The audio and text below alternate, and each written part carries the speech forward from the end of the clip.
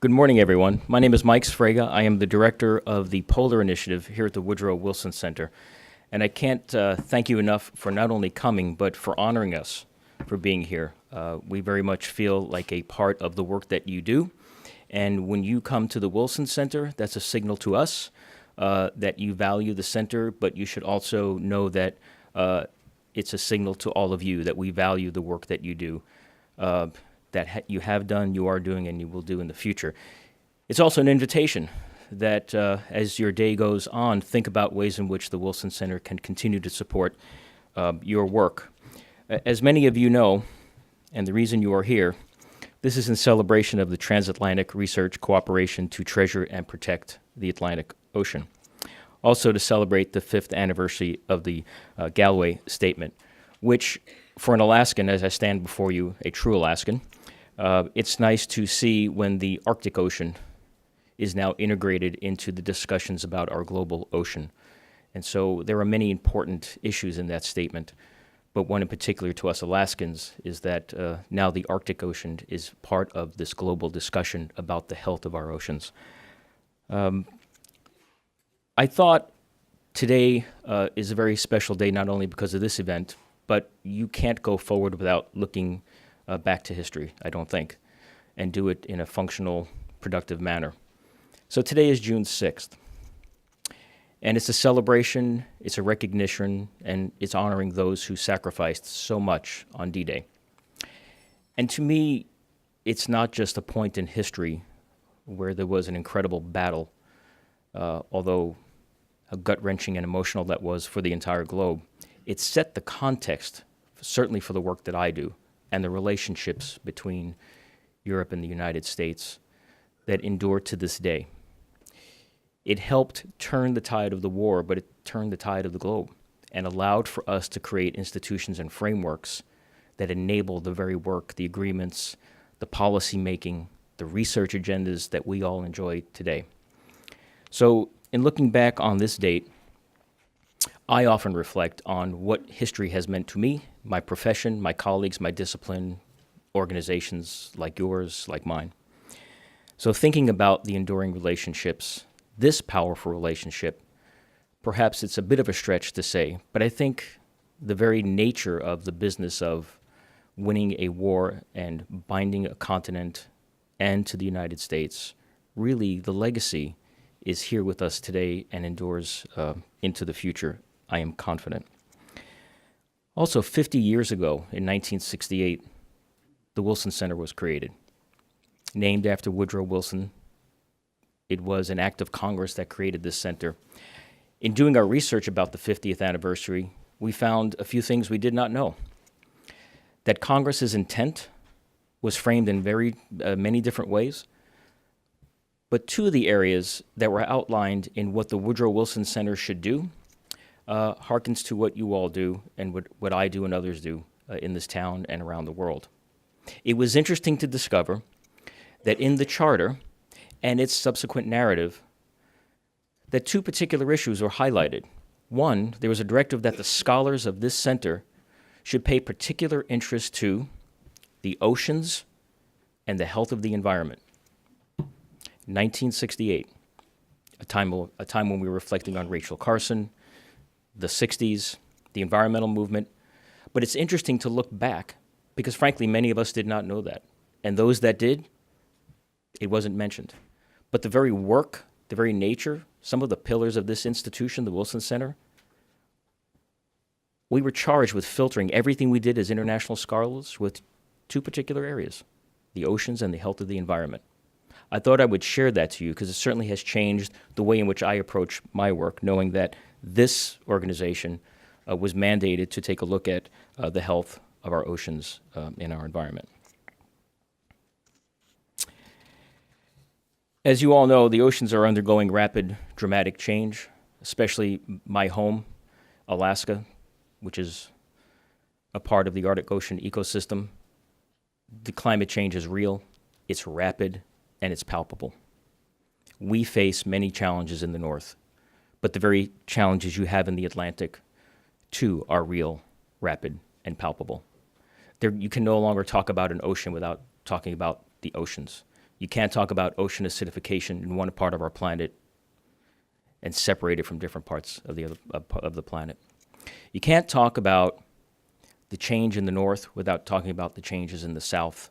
You can't talk about the health of one ocean without talking about the health of our planet. We are the water planet. And so, again, I want to highlight the fact that it's appreciated. The work that you do, the forces that you are driving for policy formulation, but also I want to highlight for you some of the effort that we've had here at the Wilson Center to elevate the work that you do and the calls that you have made and the recommendations that you have made. We have tried hard within the Polar Initiative to elevate the narrative on Arctic research and the need for basic research and the need for Arctic observing networks, global observing networks, and ocean observing networks. More investment, more integration, not just with the U.S., but with all of our partners, whether they be in the Arctic or anywhere else. And I find that to be something that has resonated in this town. We've invited the scientific community here many times. It is part of our next 3-year cycle of programs to elevate the oceans, to echo the very nature of the work that you do, and to try to find creative ways in which we can give voice to the work that you do in this town. As you know, it's very difficult in Washington, D.C., that thinks on bumper stickers and 6-second news cycles. To have enduring impact in this town, you have to continue to have the narrative, and you have to continue to inform others that research should inform sound policy. And I think that's what I get from the work that you have done, that the effort to educate, inform, lay out recommendations for scientific exchange, the need of the scientific community, all to form not just awareness, but to form sound policy going forward. That's your legacy. And if there are ways in which this center and our scholars can help you, I would be very welcome to hear that. I'd like to thank the organizers of today's event, the European Commission, the delegation of the European Union to the U.S., NOAA, German Marine Research Consortium, and the BILAT USA 4.0 project funded by the EC. Our Wilson Center Science and Technology Innovation Program and Liz Newberry has done so much to make this happen. Our Environmental Change and Security Program, and the program that I have the honor of leading, the Polar Initiative. So on behalf of the Wilson Center, our leadership, our scholars, our staff, our very energetic interns, I want to welcome you all to the Wilson Center. And now it's a pleasure to introduce Mary Kavanagh, Minister Counsel, Research and Innovation, and the delegation of the European Union to the United States. Thank you very much.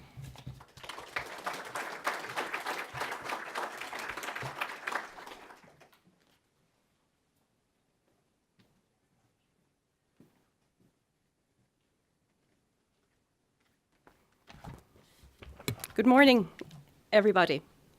Thank you, Dr. Sfrega, and thank you indeed to your colleagues at the Wilson Center who have been fantastic in helping us to organise this event.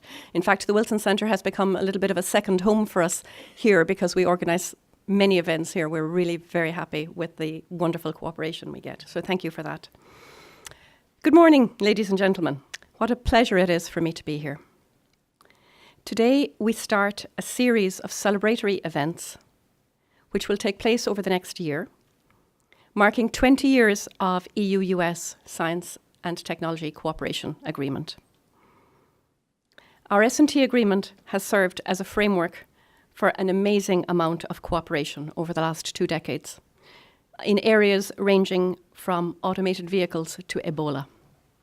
But today's event focuses specifically on an area where we have worked together for the last 5 years, Atlantic Ocean Research. Like many great ideas, this one came to fruition through the vision of a small number of people and through the hard work and dedication of a much larger group of people. Many, and those people are, of course, in the United States, in Europe, in Canada, and of course in Galway. Many of the founding fathers and the founding mothers of the Galway Declaration are here with us today. But others, such as former European Commissioner Maura Geoghegan-Quinn, Kerry-Ann Jones, formerly of the State Department, and John Bell of the European Commission, also deserve a shout out here today.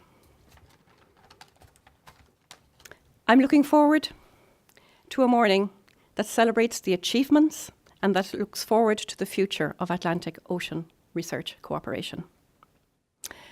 Before I introduce our first speaker, I have been asked to make a housekeeping request to all speakers. Please speak well into the mic, because today's events will be webcast and will be recorded for those who are unable to join us here in person today but would like to join us virtually at their convenience. So now, it is my honour and privilege to introduce our first speaker of the day, a man whose work has brought the majesty and magic of underwater life into the homes of many people. He has been a producer of Planet Earth for BBC and Discovery Channel. He has produced Ocean Giants about whales and dolphins, as well as Hidden Kingdoms about little creatures. And indeed, it's a giant screen adaptation, Tiny Giants.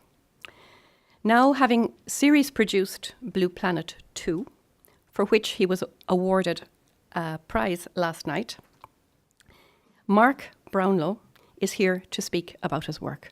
Mark, the floor is yours.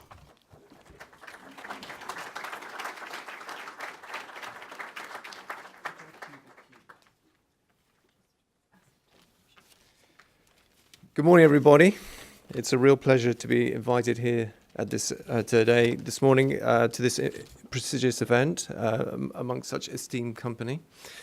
I personally did not make the entire series. I can't take the whole credit. There are people like Sir David Attenborough, a global community of scientists, groundbreaking camera people, and a huge team effort that was spread across 4 years. First thing I'm going to do, though, is just for those who haven't seen Blue Planet 2, I'm just going to show you a short clip to get you in the groove.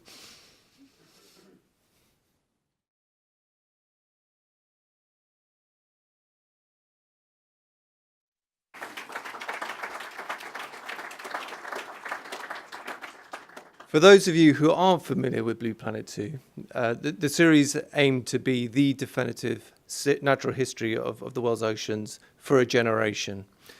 Over the course of 4 years, we launched over 125 filming expeditions across 35 countries. We dived in every ocean. We spent over 6,000 hours underwater on rebreathers and a further 1,000 hours in the depths of the ocean, including a record-breaking dive to Antarctica to explore its uncharted depths, where we found unparalleled riches. These expeditions were only possible because of the close collaboration we had with a global community of scientists. In fact, 12 scientific papers have been written off the back of the series, along with the NGOs and governmental organizations that allowed us access to these unique situations. We hope that Blue Planet 2, first and foremost, was a celebration of the wonders of the world's oceans and the complexity and intelligence of life within. But over the course of filming, we witnessed two of the greatest coral bleaching events in history off Australia's Great Barrier Reef. We swam through oceans strewn in plastic, and we felt increasingly compelled to give a contemporary portrait of the health of today's oceans.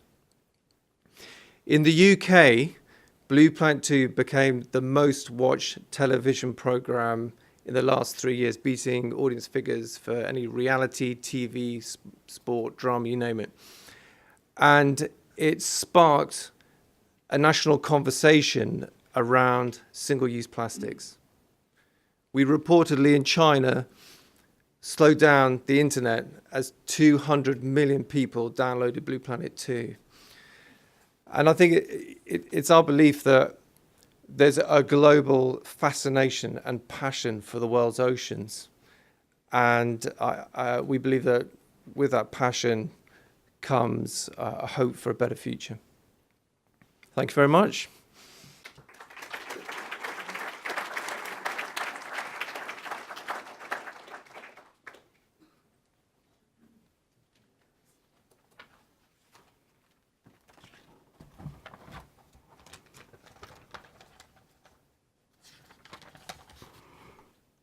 Thank you very much, Mark, for these inspiring images and for your inspiring remarks of the fact that all over the world people really are passionate about the ocean once they can see it in marvellous programmes like Blue Planet.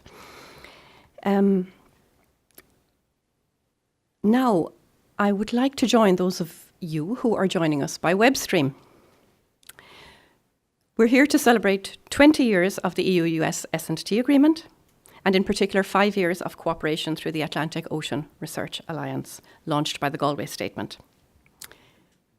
Now we will come to the first panel, and the first panel will speak to you about the vision and achievements of the Galway Statement from the perspective of the European Union and the United States. And I'm very happy to introduce as our first speaker, Ambassador Judy Garber. She's the Principal Deputy Secretary for Oceans, Environment and Science at the Department of State. What a perfect title for an event such as this.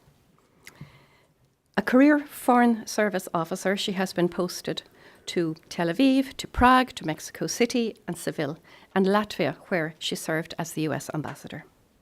Since we are celebrating the 20 years of the EU-US S&T agreement, I must also mention that she graciously hosted and co-chaired the most recent joint committee of the EU-US S&T agreement last October. Ambassador Garber, the floor is yours.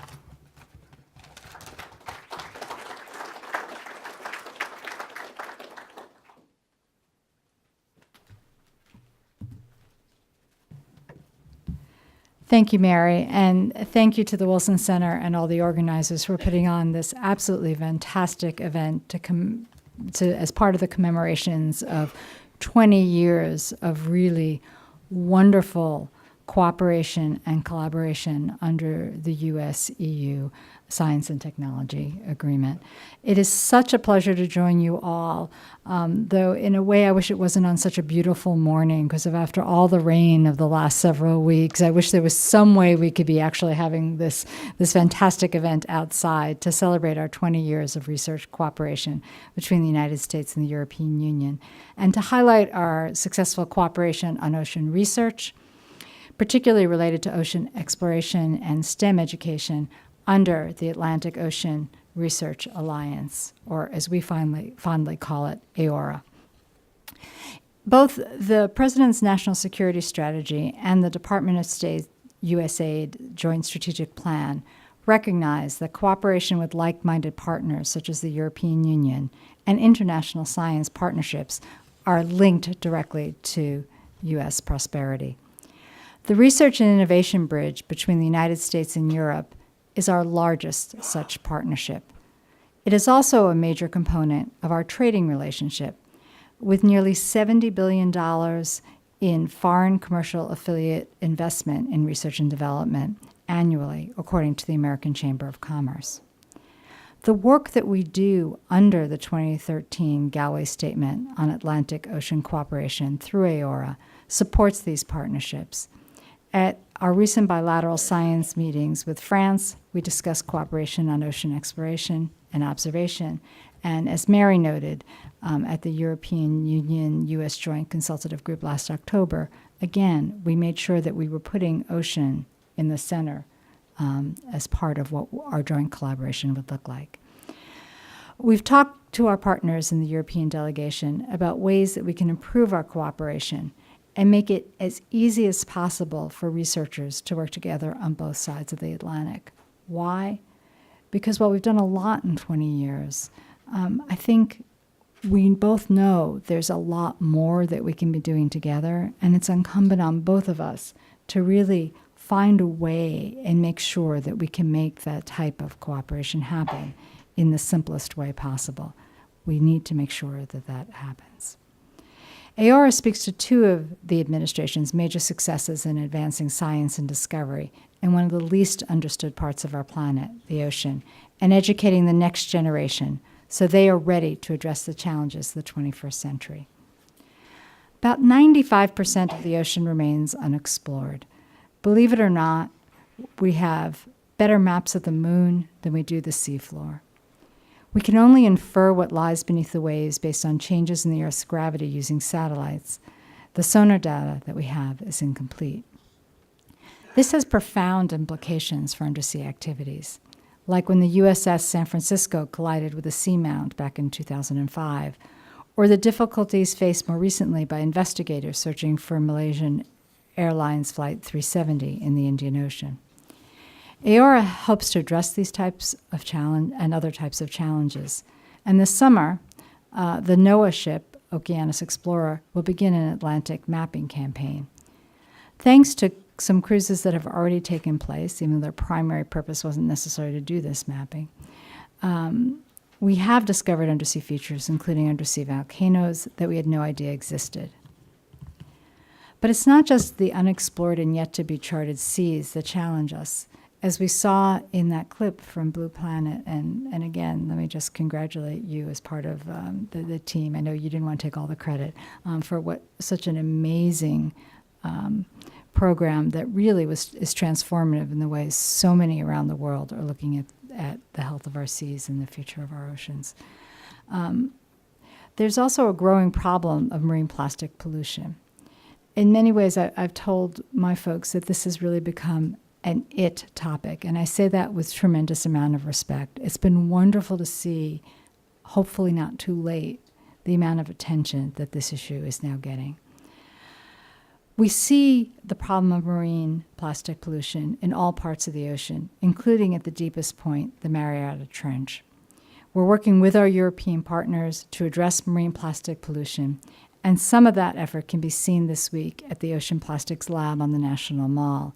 And I think everyone here is so fortunate that a guided tour of this wonderful exhibit is going to be on offer this afternoon. And I encourage those of you that haven't had a chance yet to see it, to take part in that event.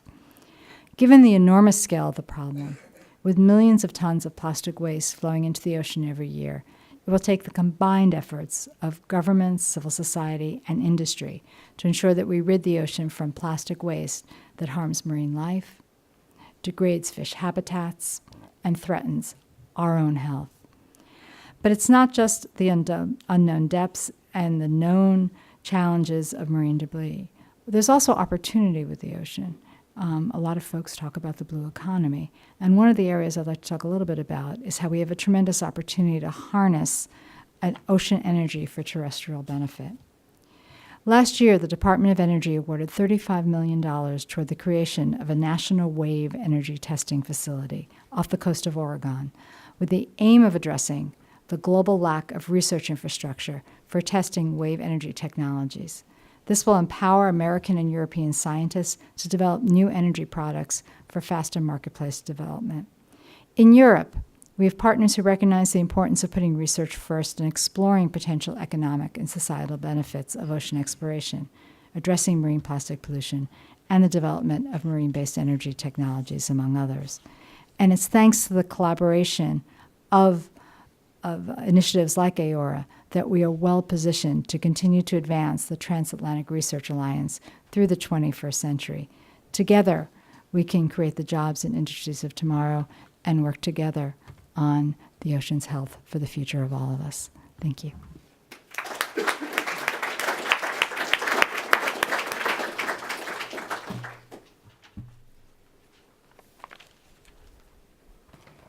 Thank you very much, Ambassador Garber. It's now my pleasure to introduce my boss, Ambassador David O'Sullivan from the European Union delegation to the United States of America. Before coming to Washington, Ambassador O'Sullivan was responsible for setting up the new EU diplomatic service, one of the largest in the world. He has held the most senior positions at the European Commission, including serving as the head of cabinet of President Prodi, the Director General for Trade, and Secretary General. It's my pleasure to welcome him here this morning. David, the floor is yours.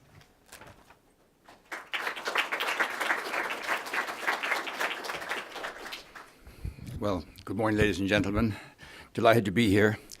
Can't tell you what a relief it is not to have to talk about steel and aluminium for half an hour.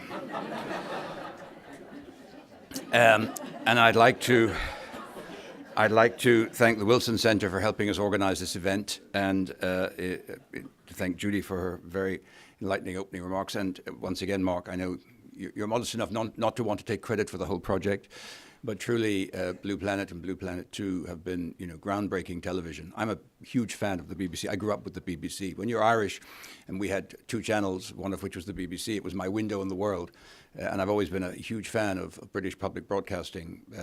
But Blue Planet and the work which you've done is fantastic. And you have indeed changed the debate.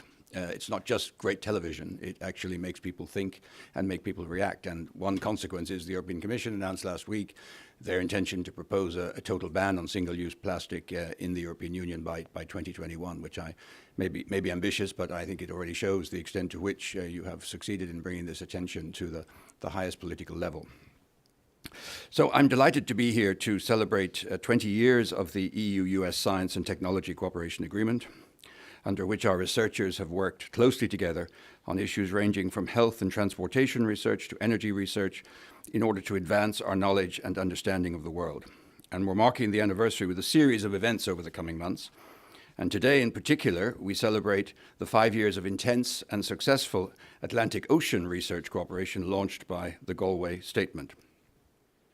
I must start by thanking those here this morning who were instrumental in developing the Galway Statement and who continue to implement it today, including Craig Mclean and Terry Schaefer of the National Oceanographic and Atmospheric Administration, Cole Donovan of the State Department, Siggy Gruber of the European Commission, and Paul Heffernan of the Marine Institute of Ireland, and of course all our EU member states who have actively participated. Since its inception, I think we can honestly say this cooperation has become a model of international cooperation and science diplomacy. 5 years ago, the political and scientific communities in the United States, Canada, and Europe envisaged cooperation of great scale and scope to better understand, utilize, and protect the Atlantic Ocean, one of the least known parts of our planet. It was truly an ambitious and visionary goal. The Galway Statement on Atlantic Ocean Cooperation was signed, and the Atlantic Ocean Research Alliance, AORA, was formed. Since then, I think we can honestly say that what's been achieved is remarkable. We now have almost 500 international research teams working together towards a healthy, productive, secure, and resilient Atlantic Ocean. Trilateral EU, US, Canada working groups deliver excellent results in areas such as seabed mapping, observing systems, aquaculture, ocean literacy, and ocean health and stressors. Surveying has begun to map the entire Atlantic Ocean, as Judy was saying. Using the latest technology, groundbreaking discoveries are being made, including previously uncharted undersea volcanoes and mountains. Our coordinated efforts are also helping to create a blueprint for the next generation of Atlantic Ocean observation. The European Union Research Fund, Horizon 2020, funded the Atlantos project with 62 partners from 18 countries working towards the development of an integrated Atlantic Ocean observing system that goes beyond the current state of the art.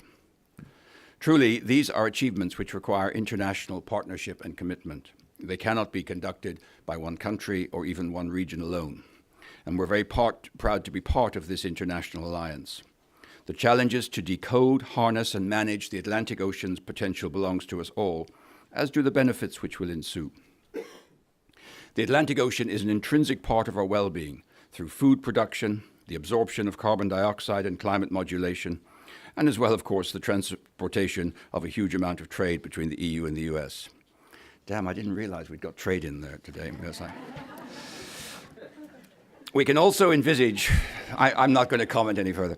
We can also envisage new food sources and pharmaceuticals from the ocean, and indeed potential new energy systems, as Judy also mentioned. As a non-scientist from a small island country surrounded by the Atlantic Ocean, I was astonished to realize that we've only explored about 5% of the world's oceans. The vast majority is unknown to us. Indeed, I used to work a lot with the Pacific and the Pacific Island states, who liked to call themselves, instead of being small island states, they like to call themselves large ocean states, since those islands are actually responsible for the stewardship of large parts of the planet's water resources.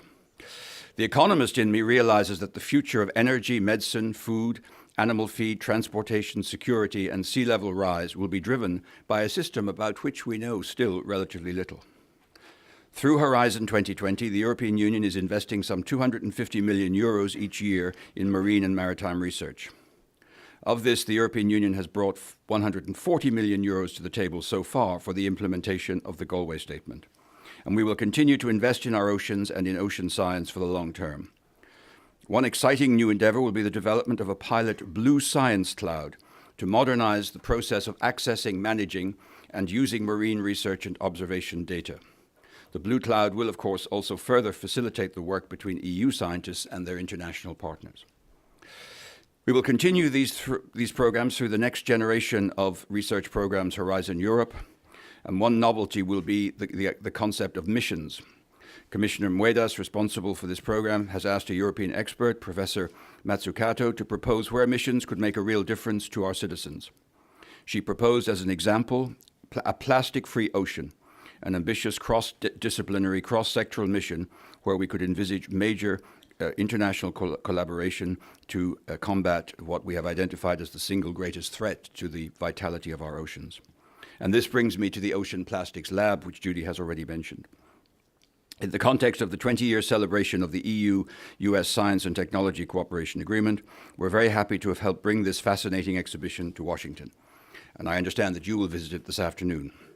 The exhibition highlights the role of science in understanding and alleviating the problem of plastic pollution of the ocean. And it shows us what we each can do individually to make a difference. I recently visited the National Marine in Baltimore. Aquarium. Thank you.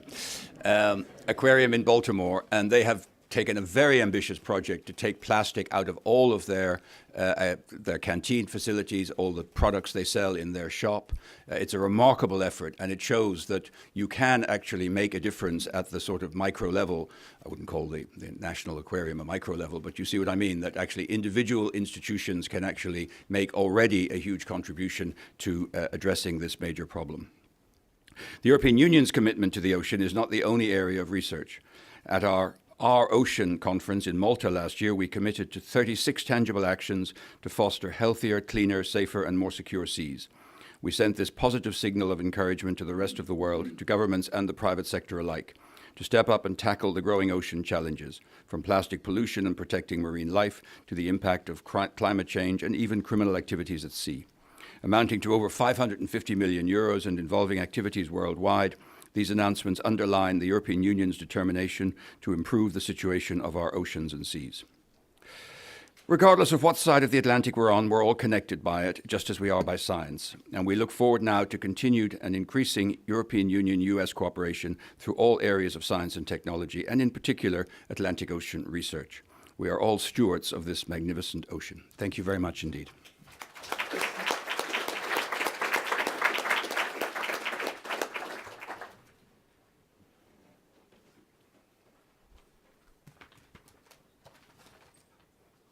Thank you very much, David. Thank you very much, David, for those remarks. Now, it's a great pleasure to introduce Volker Rieke. Volker Rieke is the Director General for European and International Cooperation at the German Federal Ministry of Education and Research. He also has a strong transatlantic heritage, having worked here in Washington, D.C. as the science counselor at the German embassy for several years, before he returned home to pursue his current career. Volker has been a great support and a stalwart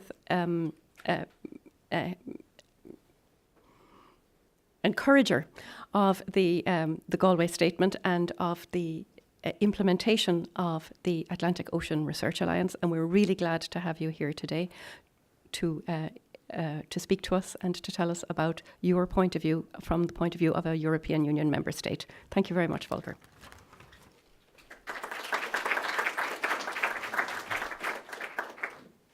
Thank you very much, Mary, for your kind introduction, and thank you. Thank the Woodrow Wilson Center to be the host today. I think that's a wonderful place here, and I feel very honored to be invited to this event. Excellencies, ladies and gentlemen, We learned that we celebrate 20 years of S&T agreement between the European Union and the United States, and 5 years Galway signature.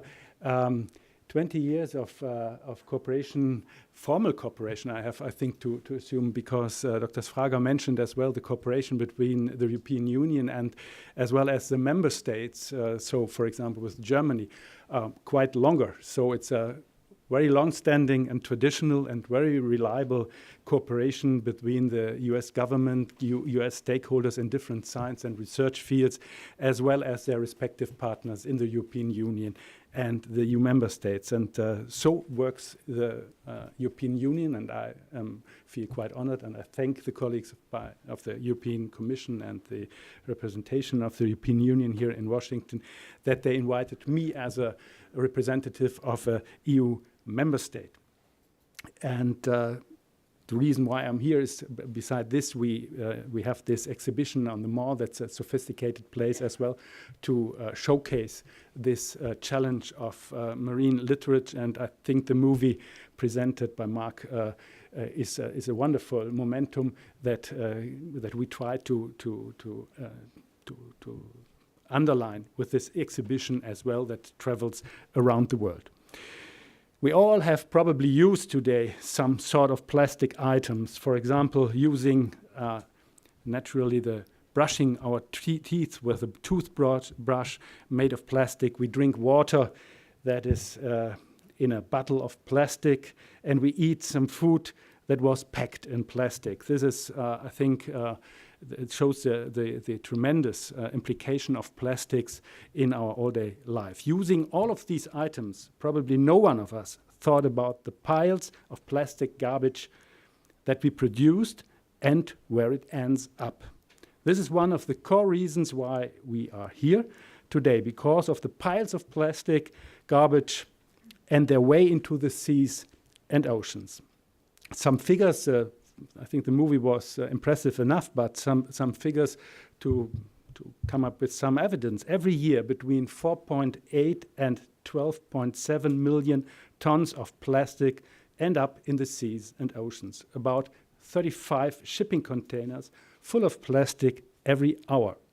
For a long time, it was assumed that the sea is unlimited and inexhaustible. But the data produced by our research tells us a different story. There is a massive threat to the oceans as we know them and as we have seen in the movie. The plastic, which for so long disappeared in the sea, is reappearing in all sorts of places. On remote island beaches, during searches of the seafloor, even under the Arctic ice sheet, and in the stomachs of seagulls.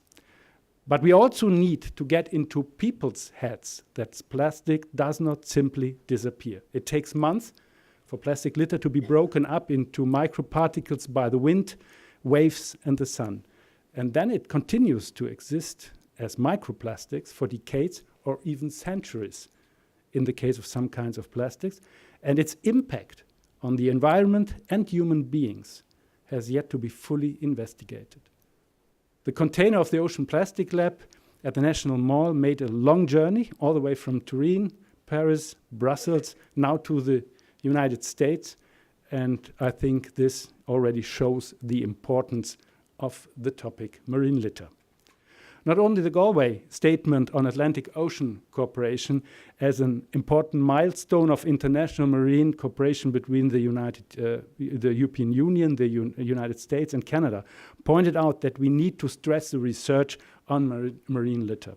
Since 2015, the G7 member states put this topic on the agenda under the German presidency. The seas and oceans has already been a topic at the highest political level. Building on the resolutions adopted by the heads of state and government of G7 countries in 2015, the G7 science ministers dedicated themselves to the topic of the future of the seas and oceans, which includes combating the pollution of the world's oceans by plastic waste. And just to mention this, I think that's a wonderful sign that G7 agenda and conclusions is sustainable by themselves. We work on a hard agenda since 2015 to implement follow-ups in this topic. And the European Union set important priorities for a change in the management of the seas and oceans at the International Our Oceans Conference held annually since 2014, which the European Union hosted in 2017, and with recent regulation processes, as mentioned by the ambassador. But the plastic pollution of the seas and oceans is a complex issue for which there is no easy solution, no law, no technology, and no insight on its own will bring about a solution to this huge global problem. International cooperation especially is needed and is necessary to address this issue appropriately. So this is the vision of the Galway Statement: act globally to explore, conserve, and use the oceans sustainably. 80% of the plastic in the sea comes from the land, and it finds its way into the sea and is then transported further by the ocean currents. In order to be able to reduce the amount of plastic waste in the sea, we must reduce its deposition. In other words, we must examine the entire life cycle of plastics.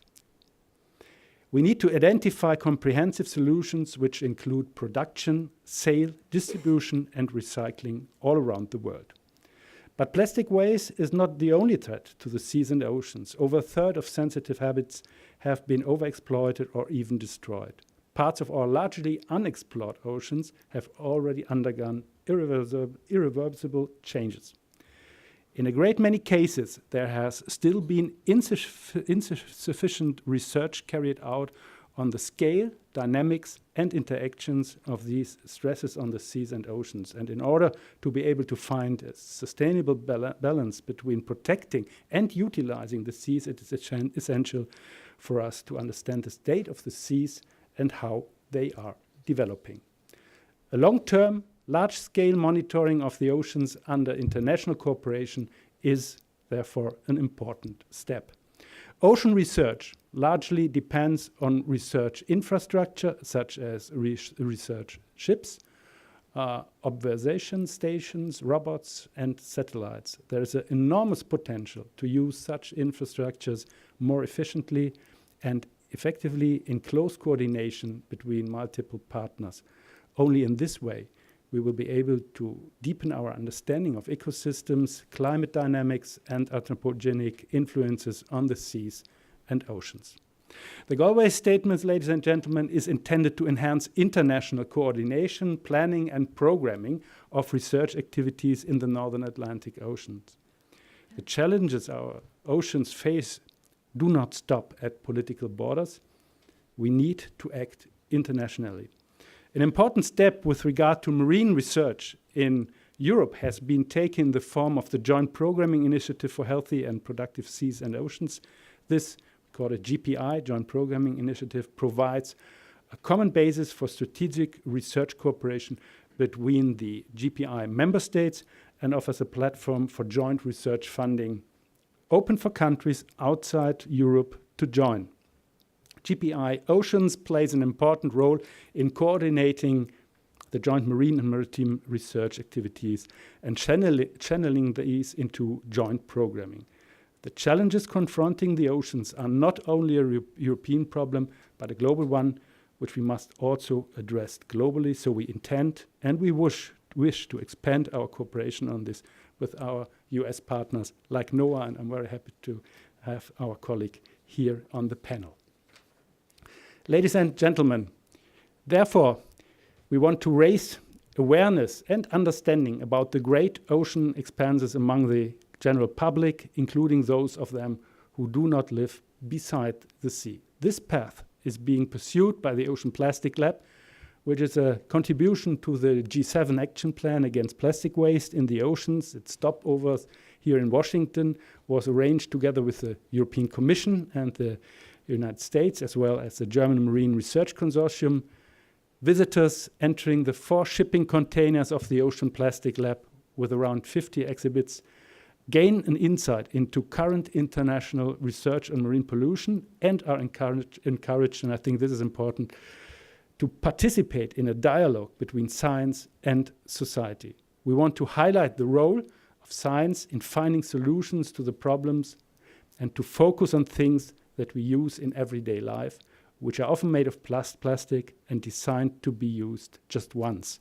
We ask how we can successfully reconcile the needs of both society and the environment and give visitors the opportunity to try out solutions themselves. The exhibition encouraged the visitor to see the problem of plastic waste, to recognize its impact, and to find solutions. Possible solutions are offered for everyone to take away with them. So the premiere of the Ocean Plastic Lab at the G7 Science Ministers meeting last September in Turin was the start. And as mentioned, it was in Paris, in Brussels, in front of the European Parliament, and perhaps it may have initiated the discussions that the ambassador mentioned, that the European Parliament is working hard on regulations to solve this problem from this aspect. I'm therefore delighted that the Ocean Plastic Lab is now here in Washington. And by ending, I would like to thank all institutions from the US, from the EU, and from member states who have contributed to realize this exhibition and to have realized this event here. Let's join our forces and work together to combat and to solve this challenge for our planet and for our societies. Thank you very much.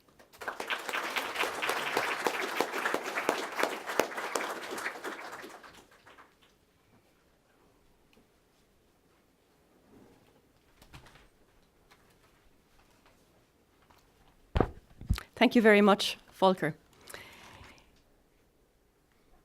It's now a great pleasure to introduce the final speaker of this panel, Craig Mclean.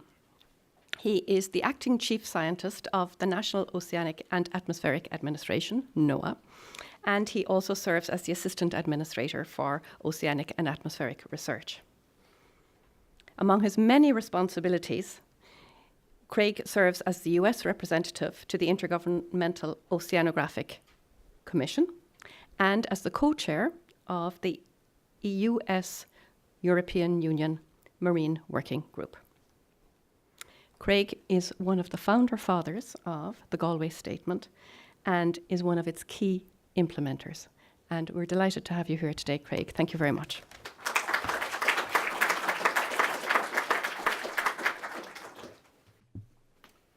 Well, good morning. I brought a cake. It has 5 candles in it, and it's to commemorate our 5th anniversary of the Galway Statement implementation. And though I'm not a baker, you probably would not want to touch that cake if I had made it, but though not a baker, I feel like we are baking something that is absolutely magic, and the fruits of what we are preparing and have prepared are going to be lasting for a long time. Because as we've said many times during the course of the Galway development and implementation, this is a distance run, it's not a sprint. And we're building relationships between the EU, Canada, and the United States, government to government and across academic institutions and with industry that will have a lasting effect. And much like what I will mention shortly, the UN Decade of Ocean Science, it will last and outlast the body of people that are gathered here in this room today.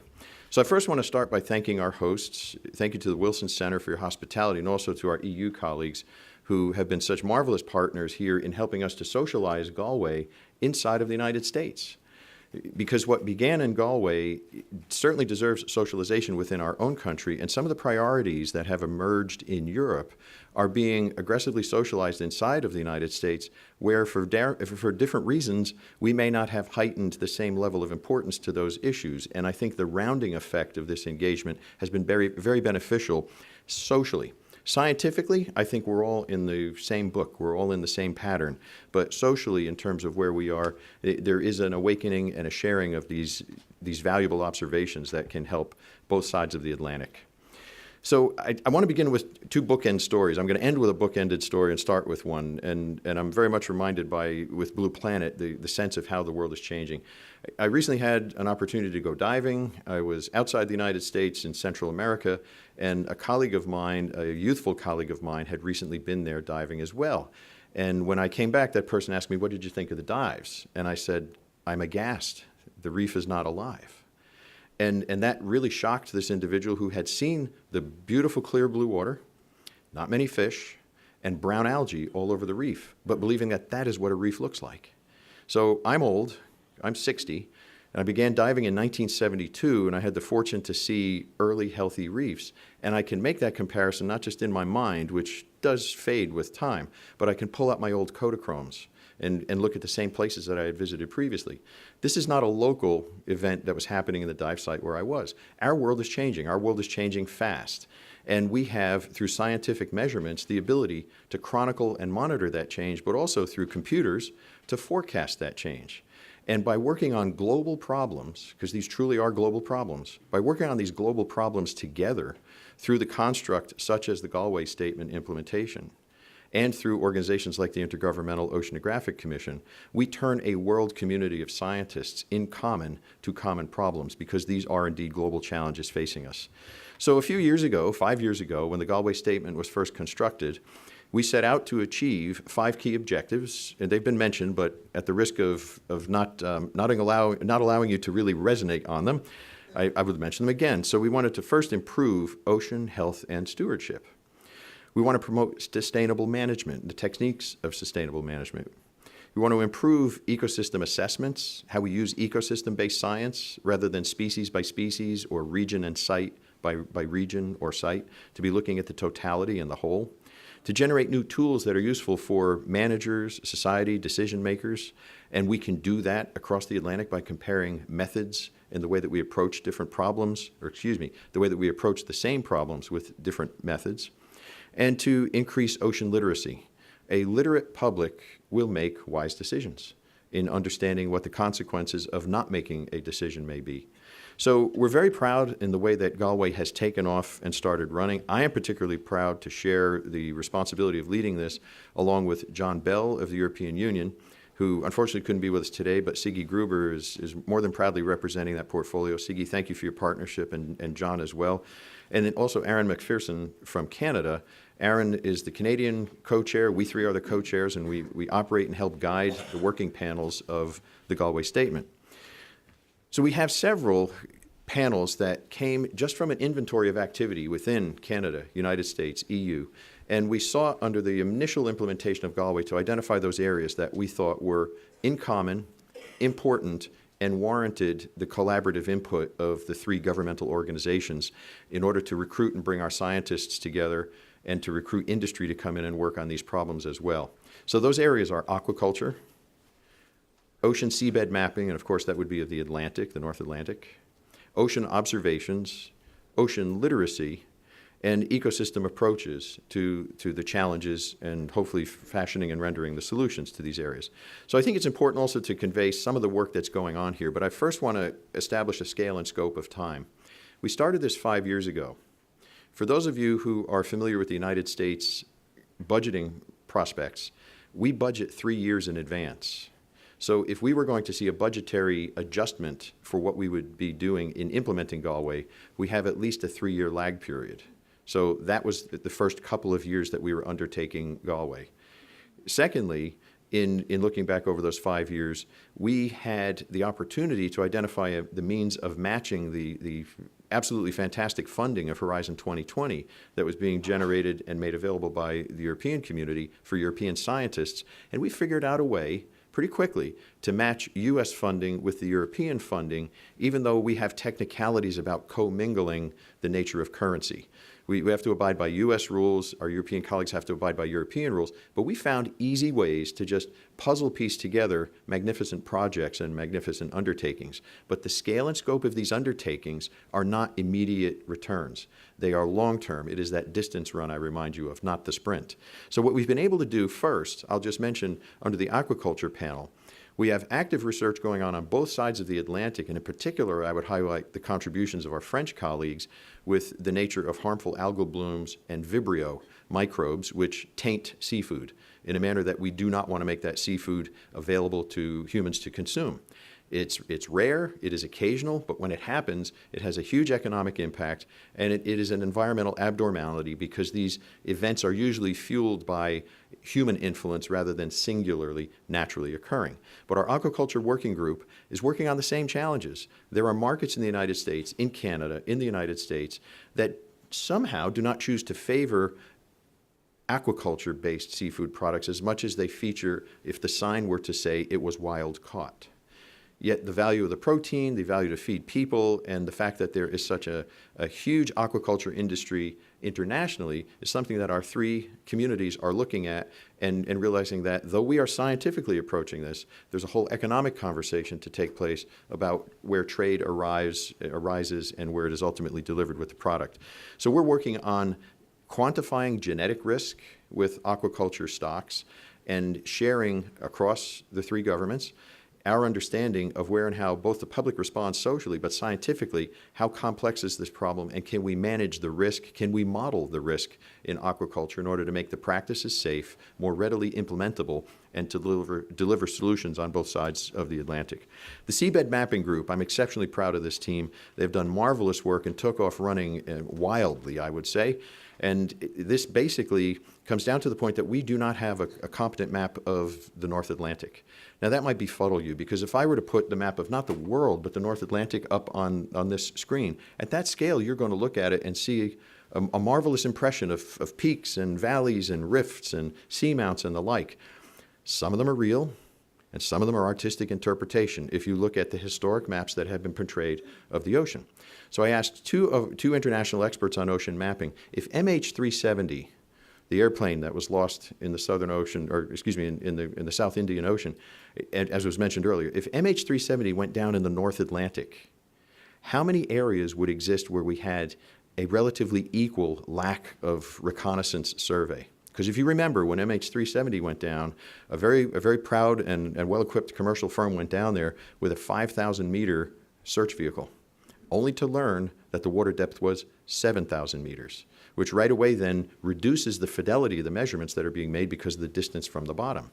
The lack of reconnaissance information, is that true? And is it possible in North Atlantic? We have two areas in the North Atlantic that are of profound voids in accurate and high-definition survey areas.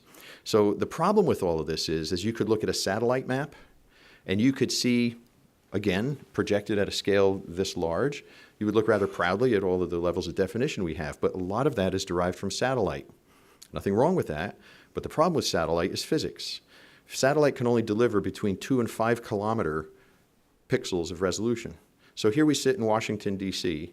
Right down the hall, or right down the way, is the Washington Monument. The other direction is the Capitol Hill. When you go to the plastics lab, look left, look right, and think to yourself, if this were satellite mapped, I wouldn't know the Washington Monument is there.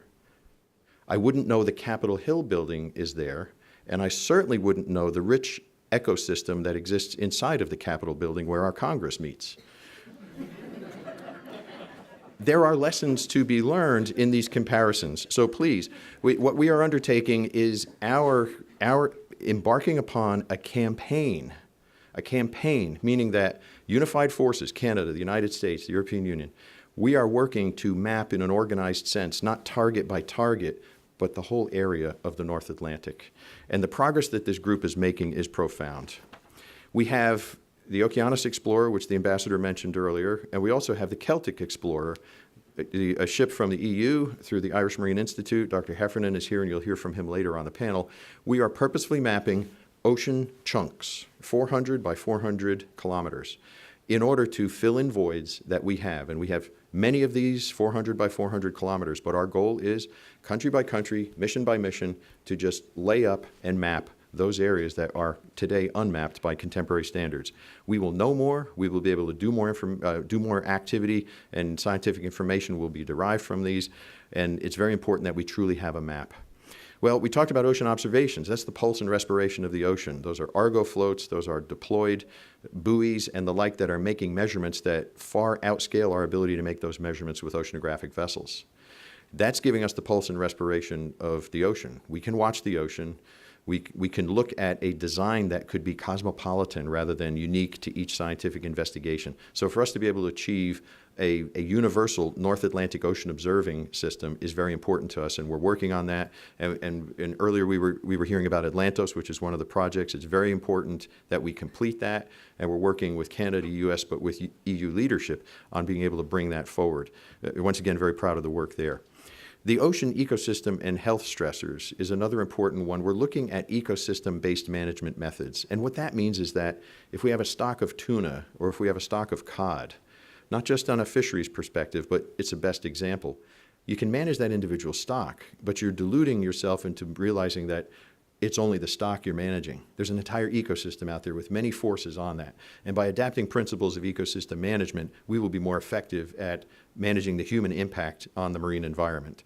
Working on both sides of the Atlantic, we see common problems, and we see methods that we could each be exchanging and using more effectively. Excuse me. The Ocean Literacy Working Group, I think there's a product here I just want to call out.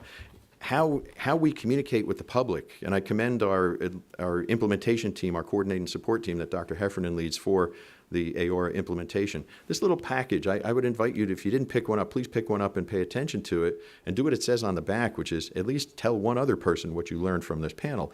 But it's a very important communication tool.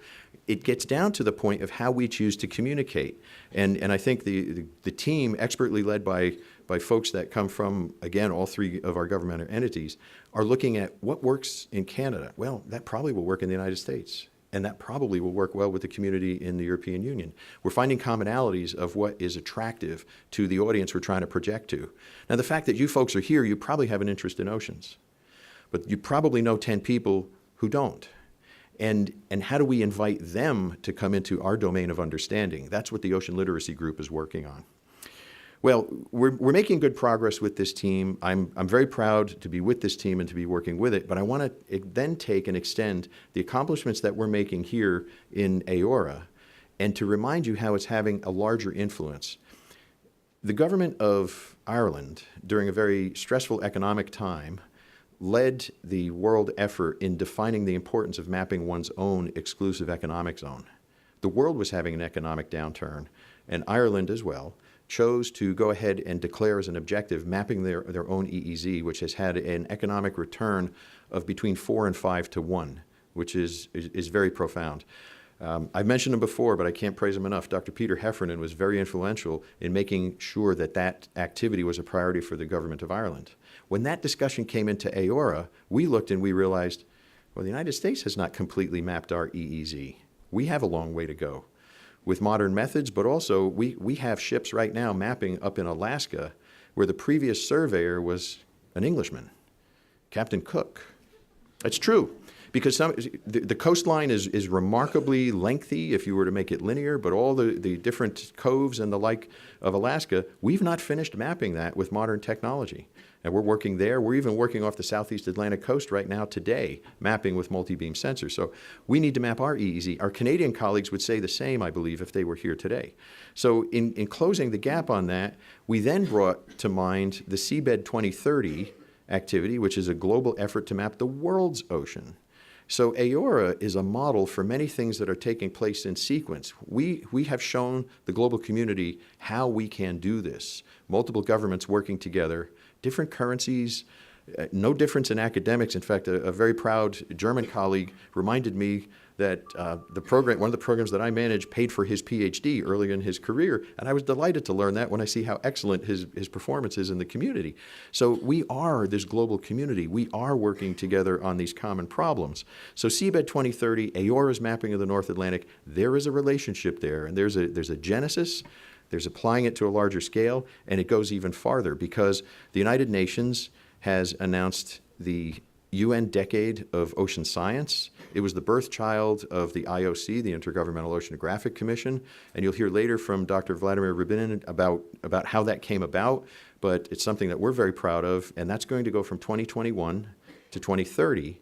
And once again, as we have shown in the North Atlantic, so too will the other basins, the other regions of the global ocean realize how to have governments working together, scientists from multiple institutions working together, and the import and the inclusion of the private sector where there's a very important role. So the scale and scope of change in the world's oceans is huge. These are global problems, and we have to work on them globally. We have to work on them cooperatively. Aora, I forgot matches, so we can't light the candles. But Aora has been a route of understanding that has been an application of methods that can be applied around the world. It will hopefully be a guide in Seabed 2030, be a guide in the UN Decade on Ocean Science. And I have to say, I must end with a note of optimism. We heard earlier of the statements and the commitments that were made in Malta. What hit me in Malta at the Our Ocean Conference this past year, sponsored by the EU, was that businesses, large corporations, are making the commitments that non-governmental organizations were asking for 20 years ago. That got my attention. That is progress. The engagement of industry. David Miller here from Fugro, representing but one commercial organization that is donating ocean mapping at their expense to the world's knowledge of ocean areas that have yet to be mapped.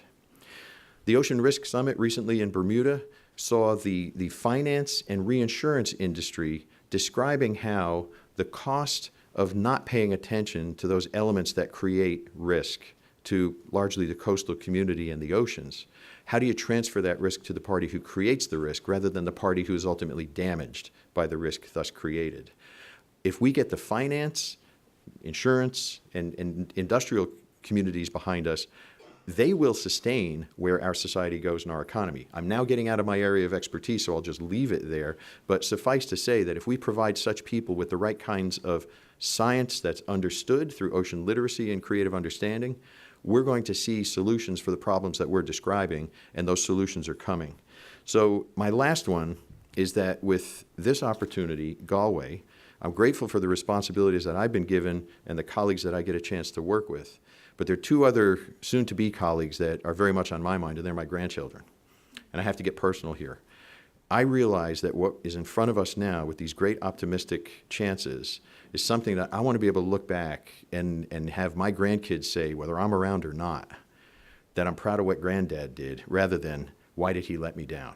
So this is a great time for us. There's much energy around the world on these problems. We can do this, and we will do this. And Aora, happy birthday, 5 years is a great start. Thank you very much.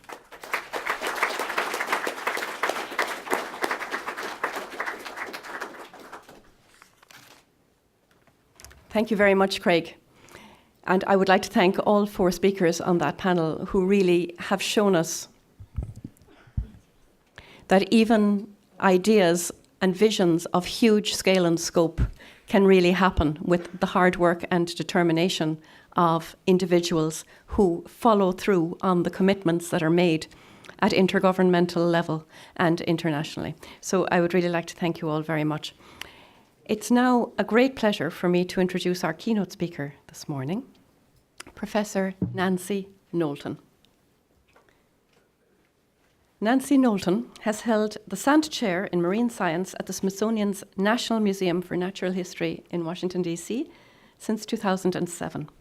Prior to coming to the museum, she was, amongst many other career moves, on the faculty of the Scripps Institution of Oceanography, where she founded the Center for Marine Biodiversity and Conservation. She's a winner of the Peter Benchley Prize and the Heinz Award, and was elected to the American Academy of Arts and Sciences and to the US National Academy of Sciences in 2013. Her research centers on the diversity and conservation of life in the ocean. She is the author of the National Geographic's best-selling Citizens of the Sea, and she serves as editor-in-chief of the Smithsonian's Ocean Portal website. In 2017, just last year, she co-hosted the Smithsonian's inaugural Earth Optimism Summit.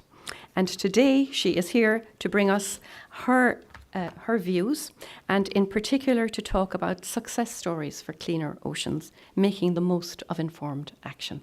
Thank you very much, Professor Knowlton.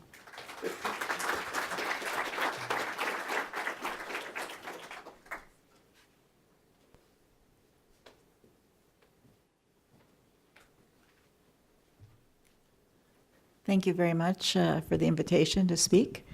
If I could have the first slide. So what I'd like to talk to you about today is from the perspective not only as a science, but as scientist, but also as science communicator of where we stand in terms of clean oceans and some of the things that we're doing well and some of the things I think that we need to do better. And I'll put a focus on plastics. You can see here an effort to clean up a beach in India that I'll talk a little bit more about later, but also mention some of the other aspects of cleaner oceans. I think plastics are one of the few things that happen to the ocean which are not out of sight, out of mind. Many of the problems with ocean pollution, things like oil spills, and certainly the proliferation of dead zones around the world, which is as big a problem as ocean pollution in many ways, harder for people to grasp because it's not so obvious visually, particularly if you're not a scientist. So I'll touch on all of those and from the following perspective. Let's see, does this work?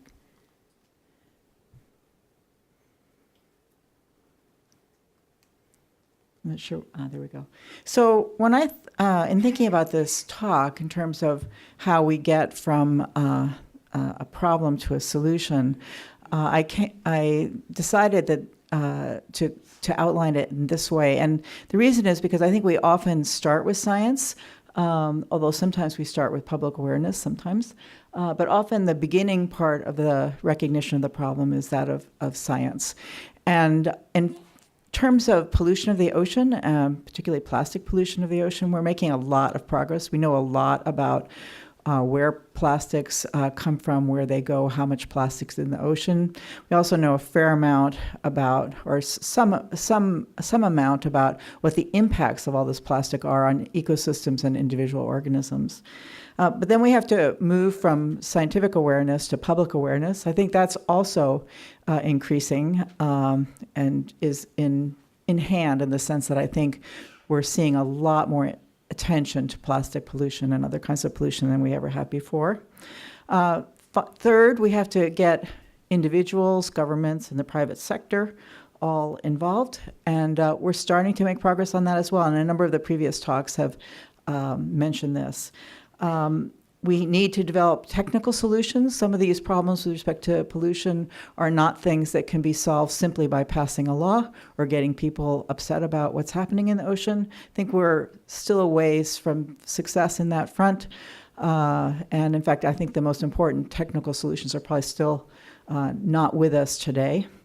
We need to document the successes we have, and we're just really starting to do that.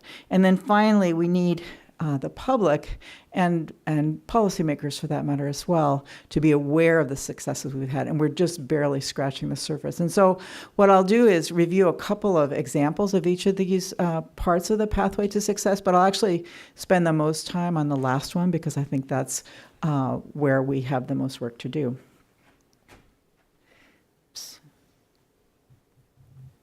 So the amount of science going on about pollution in the ocean and plastic pollution in the ocean is just staggering. As I described it as a tsunami. And there's no way that I could begin to cover even a tiny fraction of it. So here are three examples.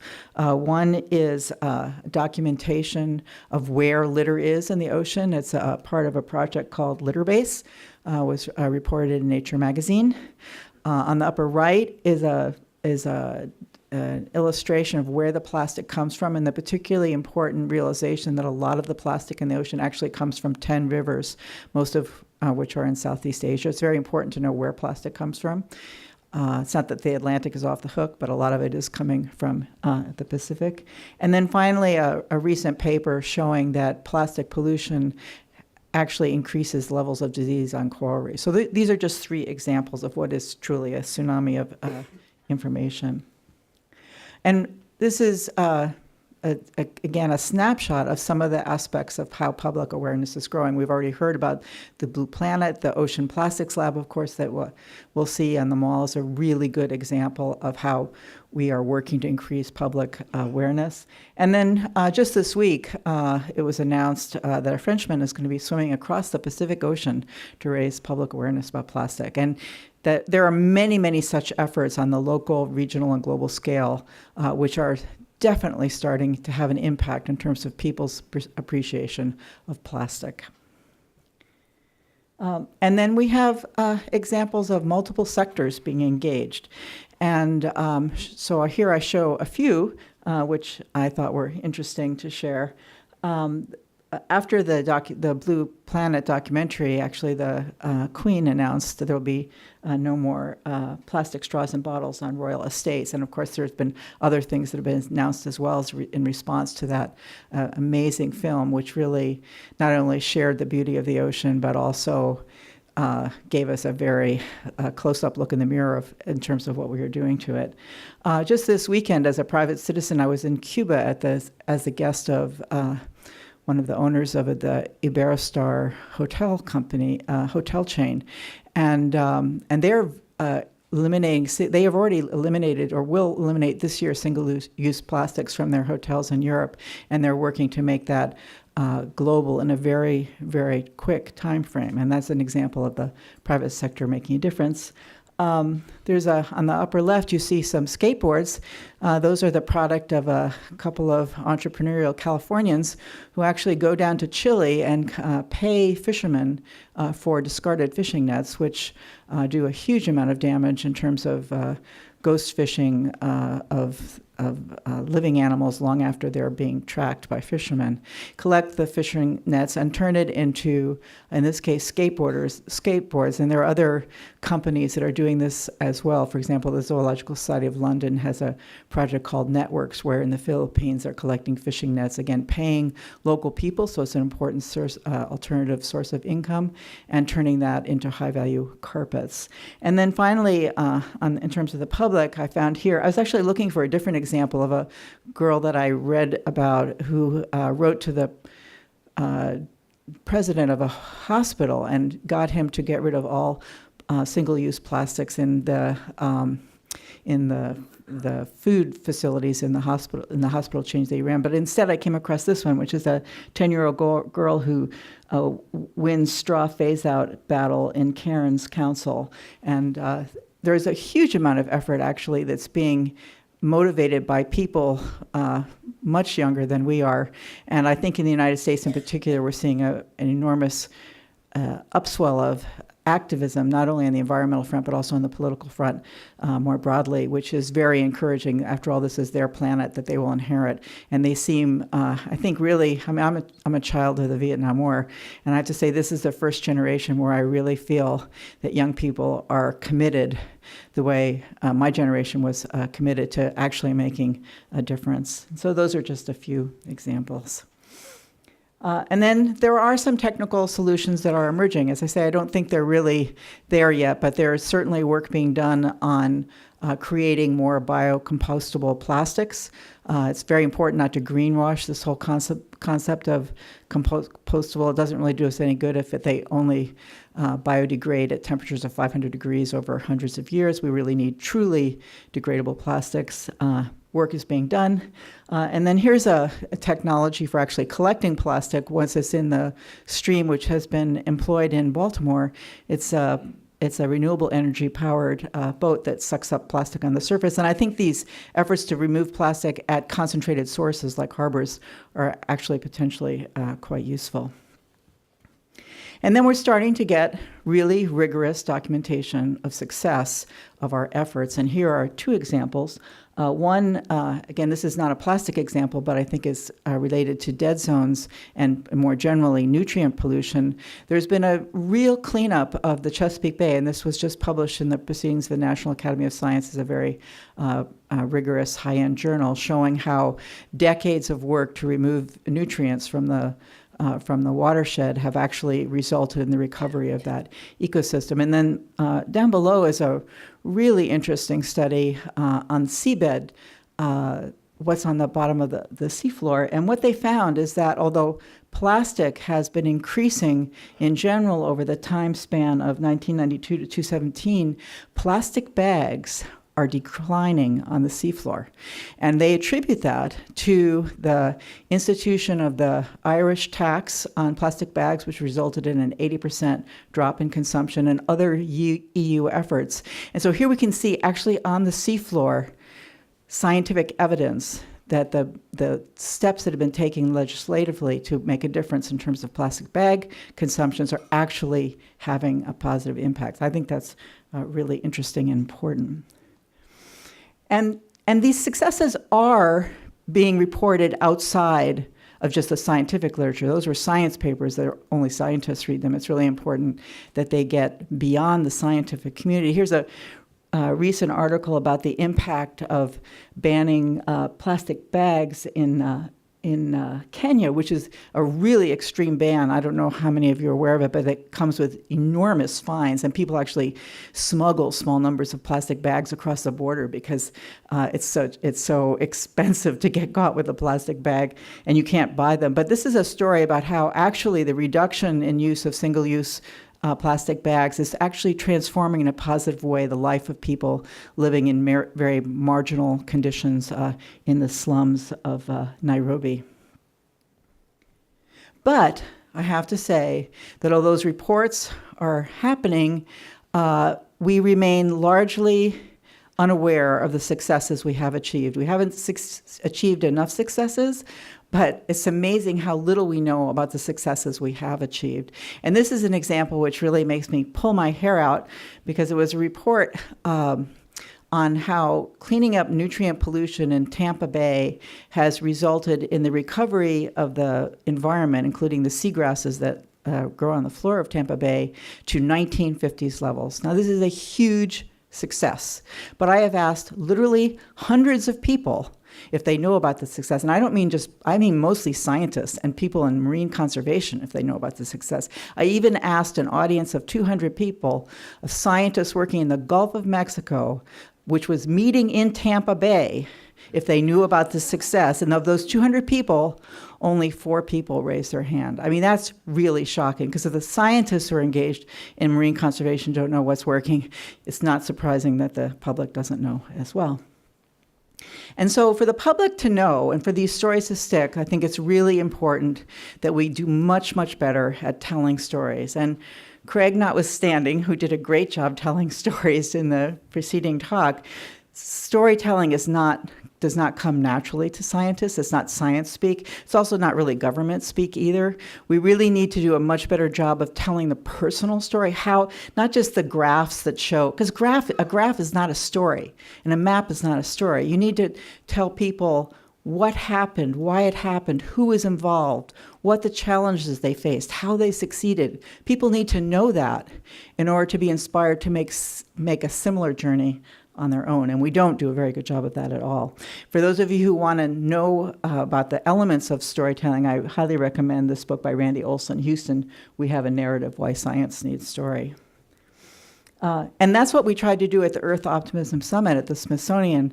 2 years ago, we brought together 240 storytellers. We told them it was going to be a TED-style event. They couldn't use lots of graphs and charts, and they just had to tell the story of a success that they were involved with. And this was everything from renewable energy to saving rhinoceroses, including quite a few ocean stories. And this event was also celebrated in other people around the world. And the people who went came away amazed, not only that most of the stories they heard about they'd never known about previously, but also the transformative power of bringing so many successes together in one place. And we had literally had people coming up to us saying that we'd changed their lives. And it's not often that when you run a conference, somebody says that you've changed their life. So we felt pretty good about that. Here's one of the stories that was told. Probably some of you know about Afroz Shah. He's a UN environmental hero. And he and his neighbor, who was over 80 years old at the time, decided that instead, and he's a lawyer, so he's used to dealing with legal solutions, but he said, this is not a legal solution. This is me going out and making a difference for the beach in front of my apartment in Mumbai, which had a huge amount of trash. And you can see what it looked like before and then what it looked like afterwards. And just recently it was reported that turtles have started nesting on this beach in front of where he lives in Mumbai.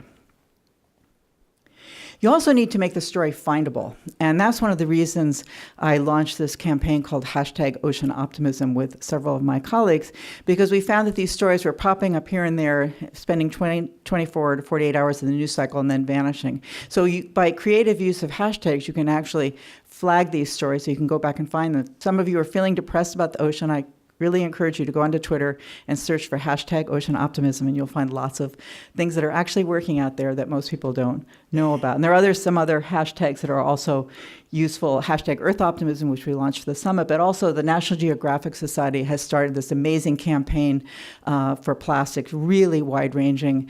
And the hashtag for that is plastic or planet. That's more of a U.S. hashtag, but because we're always asked in supermarkets whether we want plastic or paper or plastic, and so it sort of builds on that. But it's a great hashtag, and it's a symbol of a much, much bigger, more comprehensive initiative.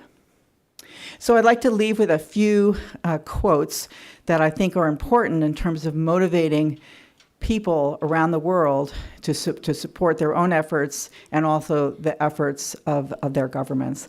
The first, I think, it characterizes Afroz Shah perfectly.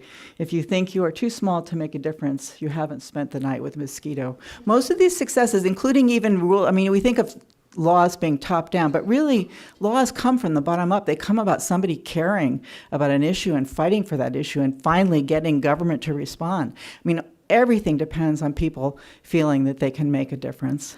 The second, by Voltaire, is don't let the perfect be the enemy of the good. I mean, we know there's a ton of trash out there still, and there are tractor trailers full of trash arriving in the ocean every minute that I'm up here. So it's far from solved, but we need to at least take pleasure in and celebrate the successes we have in order to motivate us to keep going. And then finally, Bill Gates, which I think is a really important quote. It was originally in another sort of more business context, but we always overestimate change that will occur in the next 2 years and underestimate the change that will occur in the next 10. This is really a description of what is a tipping point phenomenon, which we have seen socially in the United States, for example. What's happened with marriage equality has been a situation where it seems like nothing was happening, nothing happened. All of a sudden, everything happened fast. My sense is that we are at a tipping point with plastic pollution and for renewable energy, for that matter, as well, which I haven't spoken about at all. So it's really important not to get discouraged by short-term setbacks and remember things can be very different 10 years from now than they are today. And then finally, in that vein, the master of social change, who spoke here in Washington at this point a long time ago, I think it's really important that we give people a vision of what a plastic-free or a less plastic world would look like. He created an amazing movement which transformed the United States, and he didn't do it by complaining all the time about how big the problem was. He gave people an inspiration. He said, I have a dream, not I have a problem. Thanks very much.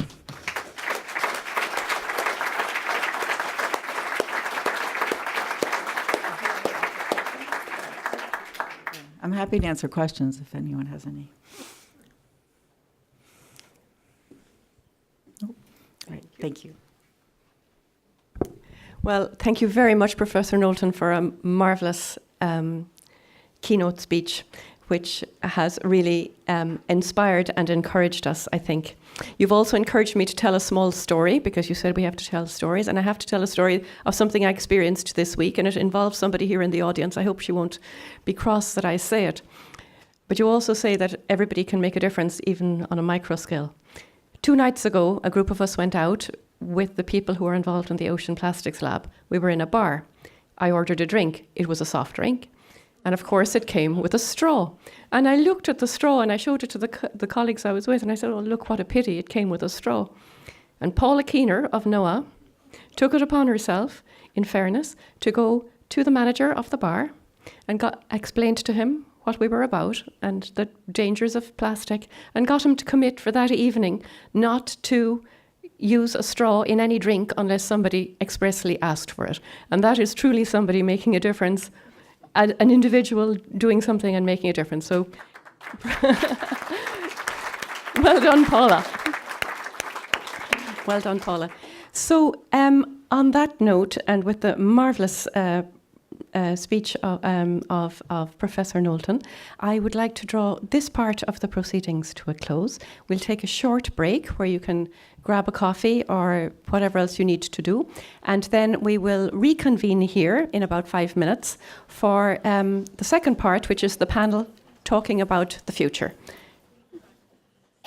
Thank you all very much. For those of you who are not panelists or making your way up, I want to introduce two friends who are sitting in the very back.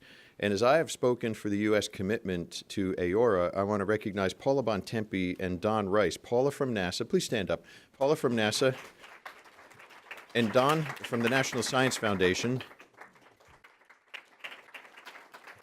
They have been rigorous and earnest partners along with NOAA, the agency that I represent, in our ability to deliver our part of the commitment to the North Atlantic Research Alliance and AORA through the Galway Statement. So Paula and Don, welcome. Glad you're here, and thank you very much. So it'll be my pleasure to kick off a brief introduction of our panelists. And then Siggy and I, as co-moderators, will proceed down a series of questions that we hope to hear our panelists answer and engage in a conversation, and then open up for questions from all of you, so that we could have a more in-depth understanding of really the topic that is at hand here. So I very briefly will introduce each of our panelists, but I've mentioned first Dr. Peter Heffernan, Chief Executive of the Marine Institute of Ireland, and Peter was very much an intellectual engine and also a practitioner of the actions that have resulted in the North Atlantic Research Alliance, and he serves under Horizon 2020 the leadership of the coordination and the support for the Galway implementation through AORA. Next is Lisa Levin, who's a distinguished professor at the Center for Marine Biodiversity and Conservation at the Scripps Institution of Oceanography. Lisa is a worldwide renowned deep sea expert and has led with passion a level of attention to the deep sea, its biota, and what we don't know yet about the deep sea by explaining to us very competently what we are learning about the deep sea. Next is Wojciech Wierzyński, and he is the head of the Science Support Department in the International Council of the Exploration of the Seas, which we might more casually know as ICES. And he brings his skill here with a diverse background in these subjects, and I'm looking forward to his remarks as well. Next is Minha Pham, and Minha is the Counselor for Science and Technology at the Embassy of France. And Minha has a rather diverse background that has many avenues and opportunities to contribute to this subject. It's a delight to have you here, Minha. Thank you. Next, my friend Vladimir Rubinin. Vladimir is the Executive Secretariat of the Intergovernmental Oceanographic Commission, and Vladimir has had a rather proud and distinguished academic career in meteorology, oceanography, working both with the World Meteorological Organization, climate science, climate modeling, and now as the Executive Secretary of the Intergovernmental Oceanographic Commission, and one of the co-generators of the decade, the UN Decade of Ocean Science. It was born in the IOC. The entire United Nations adopted it in a General Assembly resolution, and it is now something that will be implemented across all UN bodies. And then anchoring our panel, Rear Admiral retired John White, United States Navy, currently is the president and the CEO of the Consortium of Ocean Leadership. Many of you who are in town in Washington know the Consortium of Ocean Leadership quite routinely. They are hosts. They are also harvesters of intellect. They bring academic, commercial, and government organizations together in order to bring, as a member organization, a better understanding of the diversity of the ocean activity and also those organizations that work in order to promote our knowledge and understanding thereof. So to our panelists, welcome. I please hope you folks in attendance here today and through the video connection can appreciate the depth, diversity, and expertise we have in this panel. And in order for the panelists to demonstrate their depth, diversity, and expertise, I'm going to invite Siggy to ask the first question. Thank you. Now, after 5 years, the baby is old enough and will walk off. So we have to set a new level of ambitions. So I'm going to ask the panel what they think should be the focus of research for really this new level of ambition, so that we also can take, as policymakers, the right decisions for a sustainable future. And we also have a responsibility towards our Atlantic communities. What are our communities, the people, the citizens living on the coasts expecting for the future? So, Peter, I would like you to start. Okay, so delighted to be here with everyone. I'd have a very focused and high-level view of the real priorities for the future, and I think we've seen them woven through the threads of contributions from our keynote speakers and others. But we really need to have an accurate map of our planet, and that means we have to map the 70% of it that is not yet mapped. And we cannot expect to realistically manage such a resource and protect it for the future if we don't know what it actually is. We need to also put in place a fit-for-purpose ocean observation service capacity, something similar to what we take for granted from satellites and meteorology. And we have to turn those systems and services into the ability to forecast and, if you like, even predict the major critical parameters of the ocean that all stakeholders require. And I think an effort of that scale is truly global. It requires us all. But if we undertake that, I think we will really move the dial. Thank you, Peter. Lisa.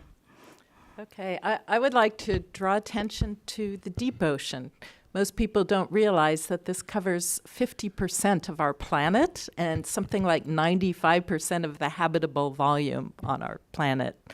And over time, we have begun to industrialize the deep ocean. So we now, and I actually had a few slides. I don't know if they can show as I'm speaking or not. But we're now in a place where we are extracting oil and gas deeper and deeper. We are fishing in the deep ocean increasingly. And we're poised to mine the seabed in the deep ocean on the Mid-Atlantic Ridge, on the Rio Grande Rise. And can you go back a couple of slides? Just to the first one, yeah.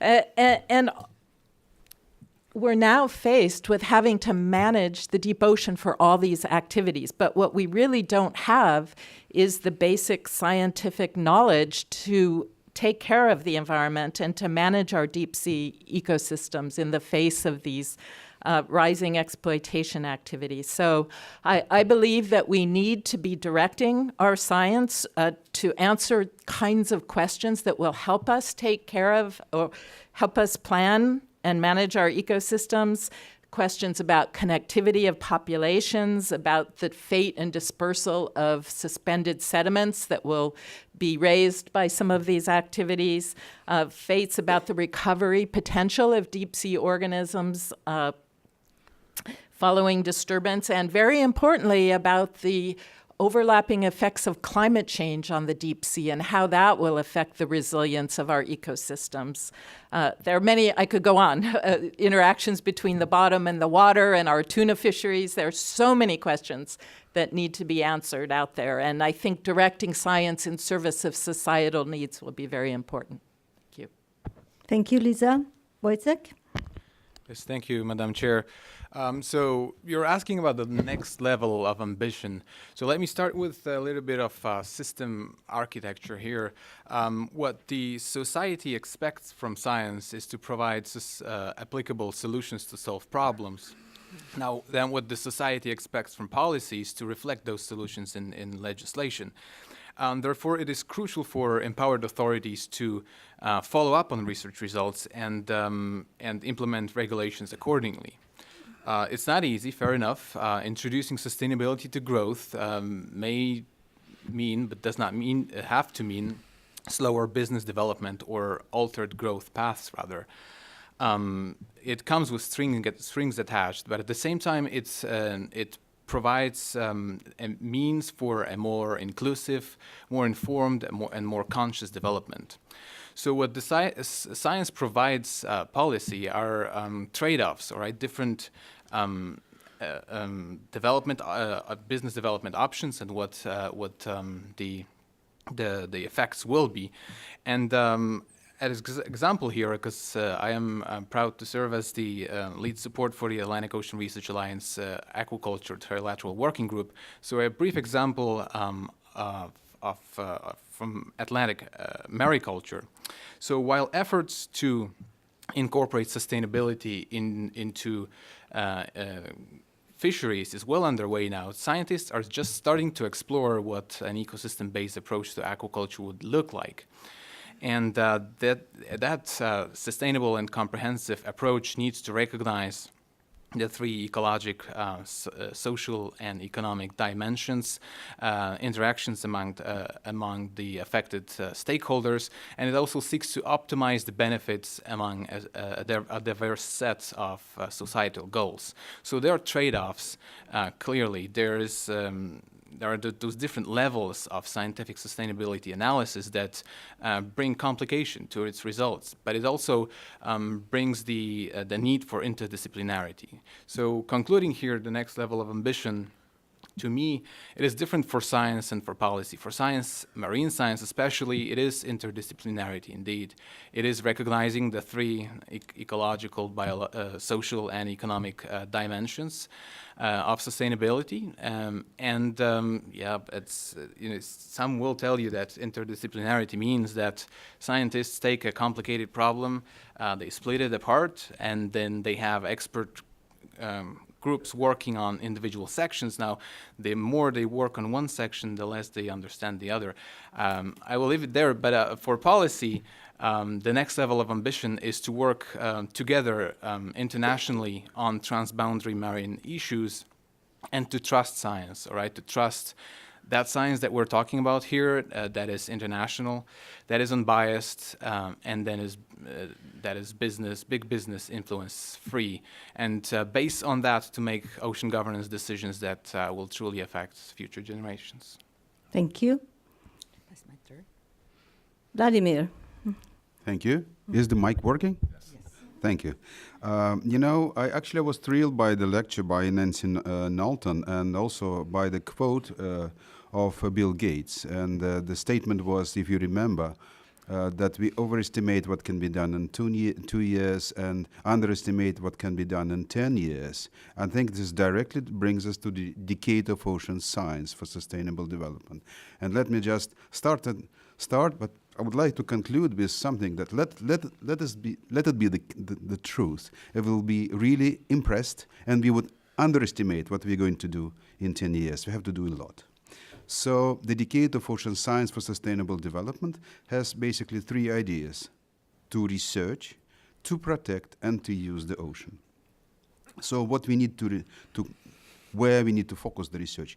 We need to organize several breakthroughs in technology, in ocean science, and how we know the ocean. So I would like to echo several ideas that Peter already has outlined. These are mapping of the ocean, observing the ocean, particularly going deeper, going into polar ocean, going into biology ecosystems. We know quite well the physics of the ocean in the upper 2,000 meters. Then we also need to focus that knowledge on ecosystems, because we only can manage oceans through ecosystem-based management. Then this is all about knowing the ocean, but this reflects itself in data. So we have to open data and information about the state of the ocean. There are some solutions there, and I'm actually also quite impressed by the idea of a blue cloud and some other ideas. But also, what is important, ocean may be dangerous, so we have to focus on the currently fragile systems of disaster risk reduction related to the ocean. That concerns tsunami, that concerns droughts, storms, tropical cyclones. So that is also a focus on our research. We have to be able to predict the ocean. We can do already something in the physical domain. As I said, will be El Nino and some other things. But we also need to predict the health of the ocean. That is much more difficult. This requires some approaches that are quite innovative, but are quite already used, like environmental DNA sampling. And that prediction can be used to deal with multiple stressors that kill the ocean health. And also, this can be used to adapt the ocean more effectively to the future conditions that we will know. Adaptation is critically important. And this all is about capacity development. I personally am not going to do this, but my organization, the Intergovernmental Oceanographic Commission, is responsible for bringing capacity to the world. Capacity for those who do the cutting-edge science, like people on the panel, but also those who have to be able to benefit from those science. And as soon as we have these important breakthroughs, they will be able to use them. We will be able to use them to protect the ocean and gain benefit from this. In terms of maritime special planning, we have to organize the work in the ocean. In terms of coastal zone management, in terms of establishing effective marine protected areas, and then developing blue economy. So we have more or less clear picture. Developing the science and how to use it. So developing the science has to be designed, and the use has to be organized in such a way there is a big pickup of all the stakeholders of the new advances in science. This is how we see the decade of ocean science for sustainable development. Thank you, Vladimir. And John, you have the last word. Yes, and most of my words are already taken, so I have to come up with new ones. Thank you. So, to my partners, when I think of these stakeholders in your question, I think of, U.S., Canada, the entire European Union, and many other nations that rely on the Atlantic, really the entire world, in our knowledge about that. By the way, I don't think anyone from Canada is here, but I wouldn't say that I speak for Canada, but I want to say that Canada is actually represented. I have my tie, which has a bunch of cephalopods on it, is from Ocean Networks Canada. So I just want to assure you that the Western Boundary Alliance between the U.S. and Canada and that part of the DO and Galway is very strong. Getting back to the question, of course, when we take a look at what our stakeholders expect, we talk about the need for ocean observations, but I think one thing that we think about is what are the key observational parameters and the essential ocean variables that allow us to understand and predict, especially when we take a look at the changing the changing biochemistry and the ecosystems. When we look 10 years down the road, are we going to be able to rapidly measure environmental DNA? Can we dig down to the cellular from the microscopic to the macroscopic level, do on-scene measurements of biological and chemical properties of seawater? We need to take a look at that, but we need to be clear and establish common priorities of what we think we really need to observe to understand in the shallow water and certainly in the deep ocean what are those key variables we need to know before we start doing things like extracting minerals out of our deep seabed? What are those variables, and how will we measure them if we can actually measure them today? One final point I'd like to make, we've talked a lot about ocean plastics, of course, great effort going on. I feel like using a sports analogy, which I always try to do, but I've got to come up with a common sport, and football gets confusing. But let's take a look at hockey. We all play hockey, and the champion of the Stanley Cup is about to be right here in Washington, D.C. And we're sitting there in terms of not the ocean experts, which in this room, that is what we have largely, in terms of public perception all around the world. We're sitting in front of a net. The goalie has slipped aside about 6 meters away, and I've got a puck on my stick, and there's nobody there. Ocean plastic provides us an opportunity for us to take ocean science and the ocean science that's needed to really understand what's happening with ocean plastics. A lot of unknowns. They're right over there talked about in the ocean plastics lab. Let's take that puck and let's get it into the nets and use that as an opportunity to advance all of ocean science. Thank you very much. Now, you might want to come in. Please note down your questions. What we do is we continue now the conversation with our panelists, and then we will open up the floor as well for your questions and for your remarks. And I hand over to Greg. Thank you, Susan. Well, thank you. We're going to continue, and John, we're going to give you the next question so that you're not having to be the caboose of the train, if you will, and have all of your other words taken from you. Appreciate that you're a man of very fine words. That's putting it up to you, John. I can relax now. All right, we can conjure the notion of sustainability, and that's certainly something that we want to do environmentally, managerially, and in our practice. But to use this in another term, we have something here that seems to be rather precious that's been built, and it's the collaboration. So how do we actually sustain this collaboration and use it as a model regionally, globally, and have it last for that distance run that I had spoken of earlier and many people believe in? So is it the people? Is it a written agreement? Is it an ability to do what that allows us to keep this type of collaboration alive, productive, and reaching the solution or putting, for whatever the issue, John and panelists, putting the puck in the goal? How do we keep this alive and sustain it at all scales and levels? Can I go back to the bottom of the order? No. All right. So since I am leading off, I'll say one thing that I think we need to strive for is consistent messaging across the Atlantic Ocean cooperation about what the needs are, what the priorities are. So whether it's a G7, it's an Ocean Ops 19 conference, it's our ocean, a consistent message about what our priorities are. Consistency is appreciated by the public. When you change your message from conference to conference, change what it is that you want to take a look at, it gets confusing. So I think we need to do that, and that will also allow us to bring in a diplomatic prioritization of these topics well beyond the ocean diplomacy. We've got to raise the level of this. We've had a lot of success here and there, but globally we can lead that effort. And I'm not just talking about at secretariat or minister level. We've got to get it up to the actual leaders of our nations involved. I think now is a great time to do that. We've got people's concern. We've got great examples going on with ocean plastics, as I mentioned, so we have to do that. And one key message we have to get through in doing that is that ocean science isn't just science for science sake. It's science with survival at stake. And that is a key message that I want to make sure that we start to actually champion that type of message going forward. We do that also, and Nancy, thank you very much, through optimism. We can't be all about the woe is me, the Eeyores of the poo, of the world and the ocean are going to win. Optimism and opportunity are there, as she talked about very well, and we have to embrace that as part of our key messaging and our consistent message going forward. We can actually survive. We can enable our ocean to survive. But as in the film showed with that young lady standing on the beach, it's this generation. It's got to happen now. So that's the way that I look at it. Thank you, John. For our audience, I would like you to understand, please, that in order to have an effective and swift-moving panel, we actually invited the panelists to indicate which of the questions they would like to address in particular, and in the interest of time, we took that in particular notice seriously. So we will actually move around, and please don't think that we're being rude not to ask each question of each panelist. We wouldn't have enough time for your questions if we did.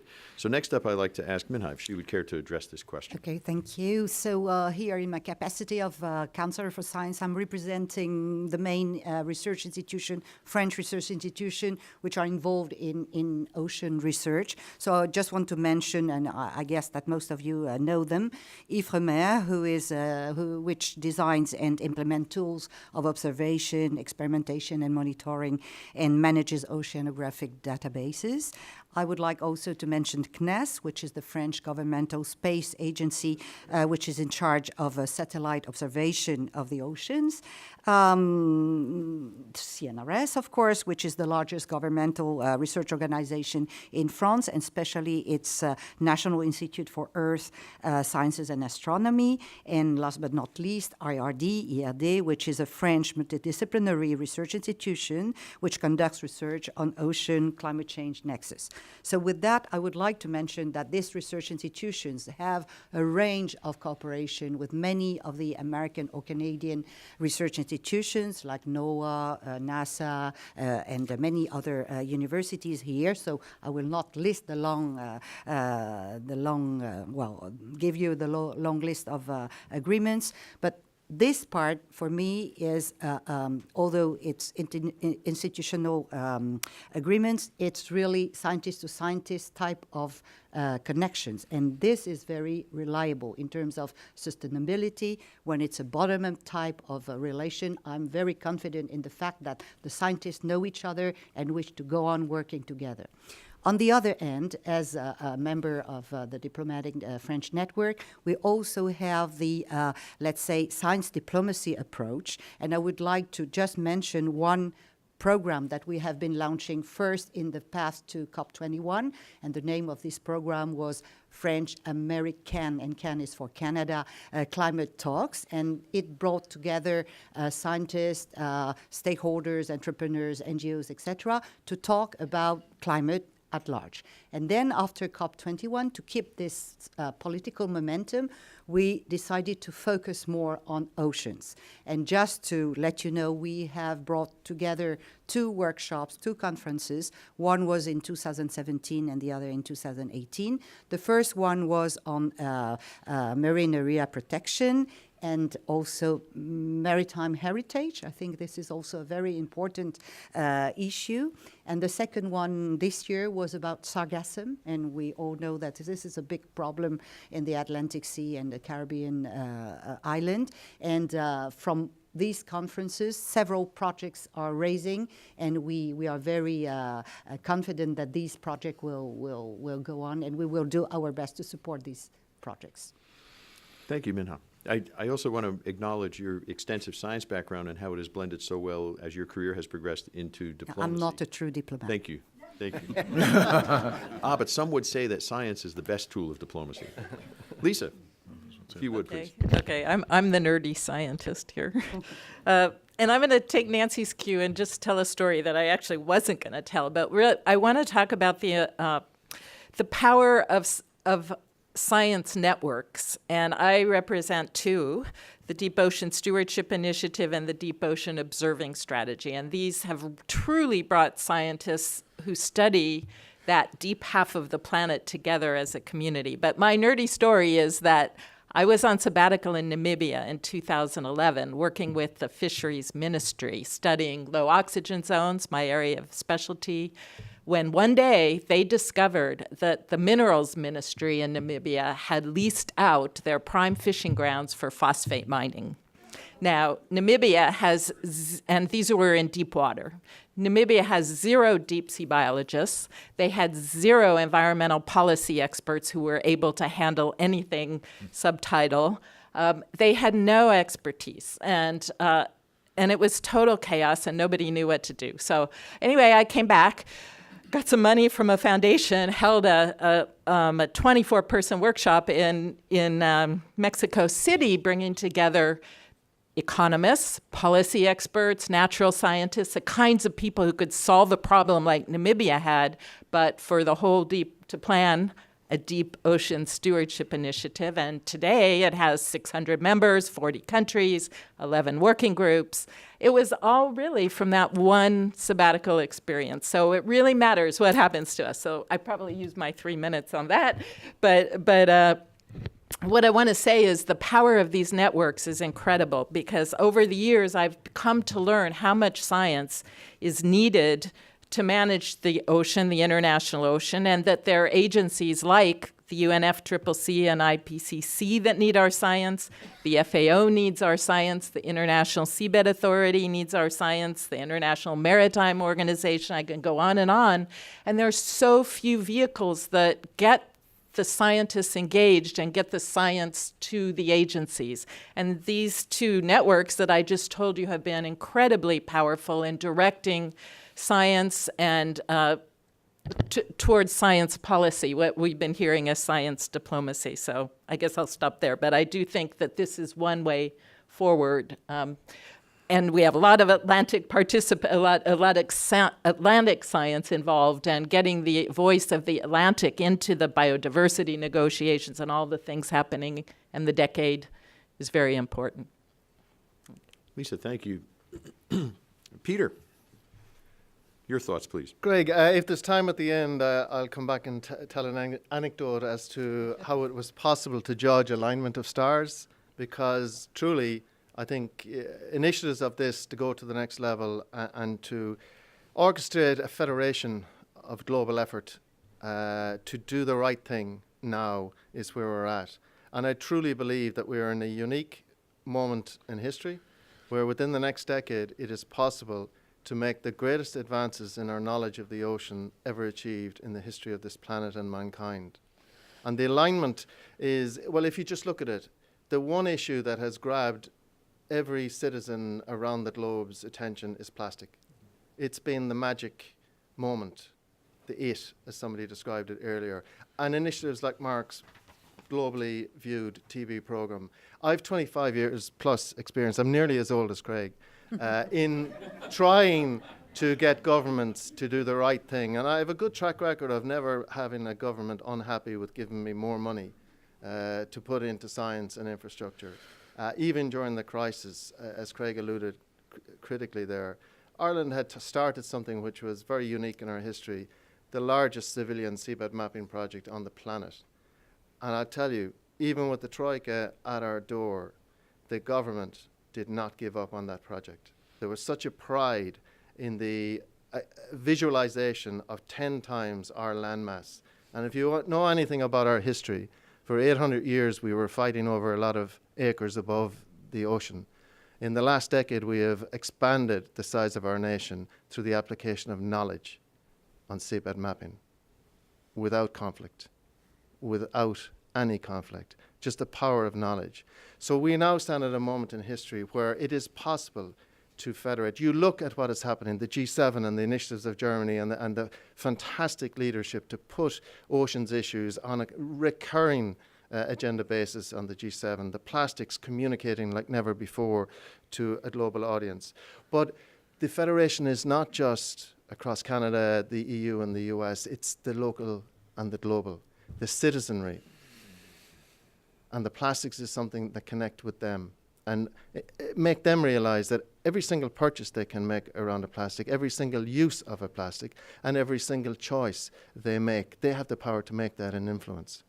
Equally, the private sector. There's a global initiative. I mean, what's bigger than the biggest campaign of global mapping, of global discovery? What's bigger out there? And the private sector, in all its facets, I think is primed and ready to be a partner in that. And the whole basis is open access. The data is free for everyone to benefit from, globally and locally. And I truly believe there's a momentum wheel that has shifted, and we're on it, and let's make it bigger. With the pleasure of working in the AORA, I think has given us the opportunity to learn the lessons, to build a momentum, and to have an experience that we can share with others. But we're just a bit player in a global initiative. And I think of the IOC and the Decade of the Ocean and the opportunity it can have. I think of the power of what we call the quadruple helix, the governments making policy and agencies executing it, academia and research in private and public institutions, the private sector in itself, and particularly small engine SMEs in innovation, and the last piece, the citizenry. And I think the plastics are what have brought them. And I know from hard experience how hard it is to get that moment. Let us not be the generation that blows that opportunity. We will never have another decade of the oceans in our lifetime. It is now. Let us realize that in a short time, we can make the biggest wheel momentum shift ever on the oceans. Thank you, Peter. As I invite Siggy to ask the next set of questions as we would continue to rotate, something occurs to me here after listening to this. There's a lot of intellect that's being shared here on the ideas that are coming from these very smart people. And you will hear throughout, whether it's the answer to that question or others, I think the answer to that question is the motivation of the people who happen to be in the right seats in order to sustain the level of energy and effort.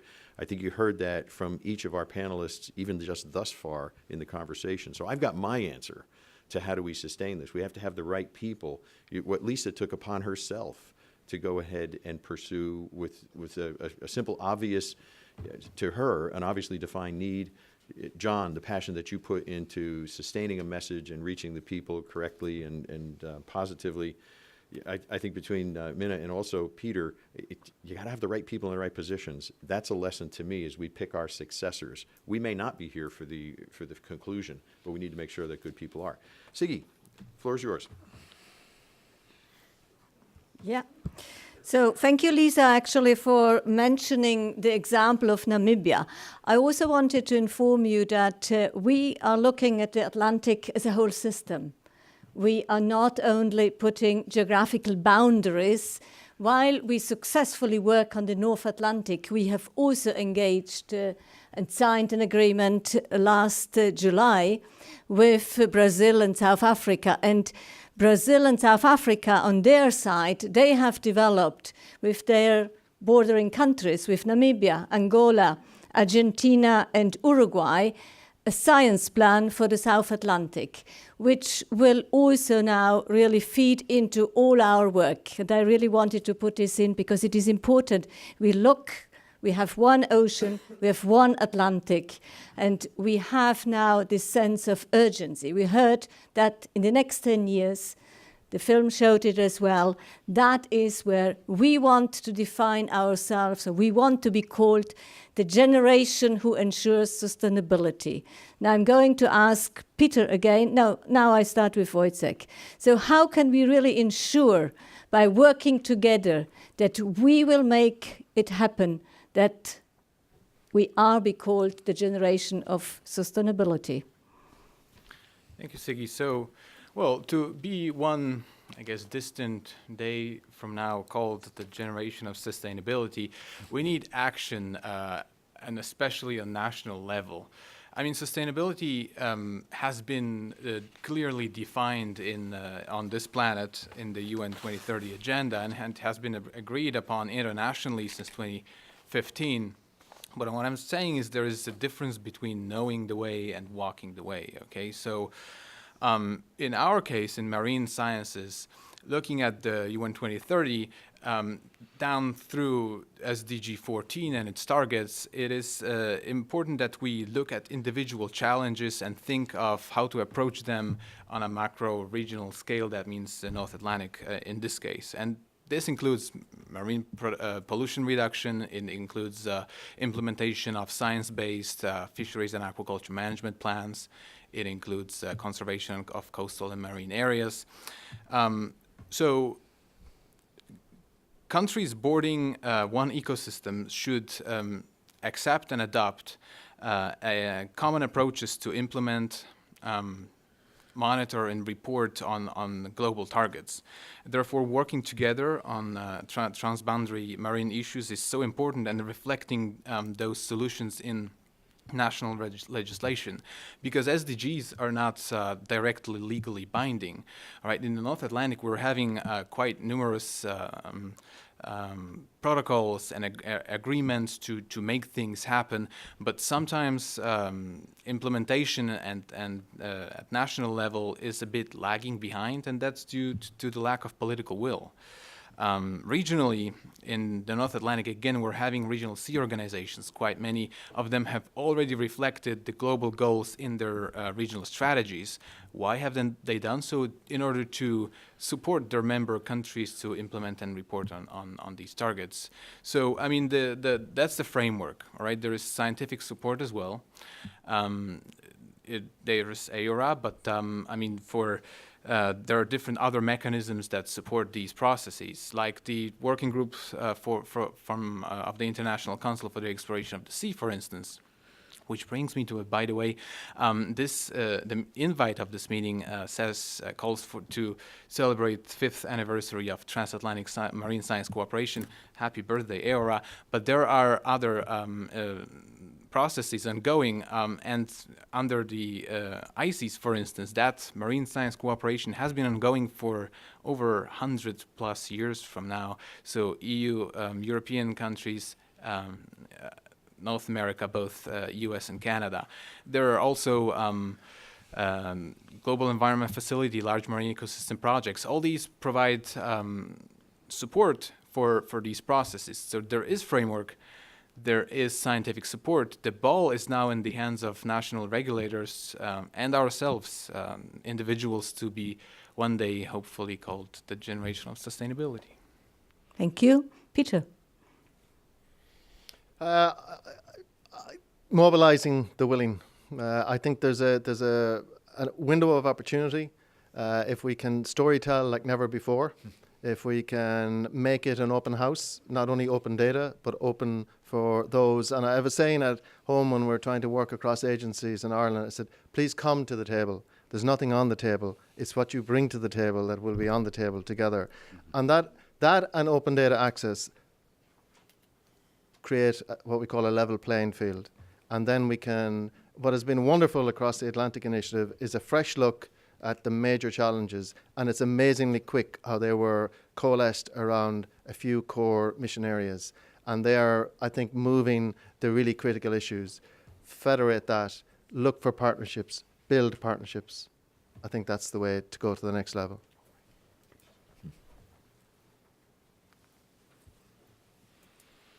All right, thank you. Back to my questions. Next question I'd like to get to is, what do we not know yet? What's the big gap? North Atlantic is a big place, a big space, a big volume. What is it that we don't know? What knowledge gap needs to be filled? So I'd like to ask Lisa to start with this question, please. Oh my goodness, everything. Almost. There's a lot we don't know. And I've actually just picked one theme to pursue here, and that is I'm going to start with biodiversity. I think people know we had a census of marine life. We learned a lot about species. And we have a lot of new means to characterize species in the ocean. And I'm thinking now deep ocean, but it's true for the whole Atlantic. But what we really don't know, even beyond our ability to characterize what species are there, is what those species do. We call that ecosystem function. Those species have a role in the environment, in the ecosystem, and ultimately those functions lead to what we call ecosystem services, the benefits that humans get out of the ocean. Immediately people think of fisheries or maybe minerals, all the services with a monetary value, but the ocean is regulating our climate. It's the greatest climate mitigator, in fact, taking up heat and carbon dioxide. The ocean is recycling nutrients for us. The ocean is the source now of new pharmaceuticals and all sorts of new materials.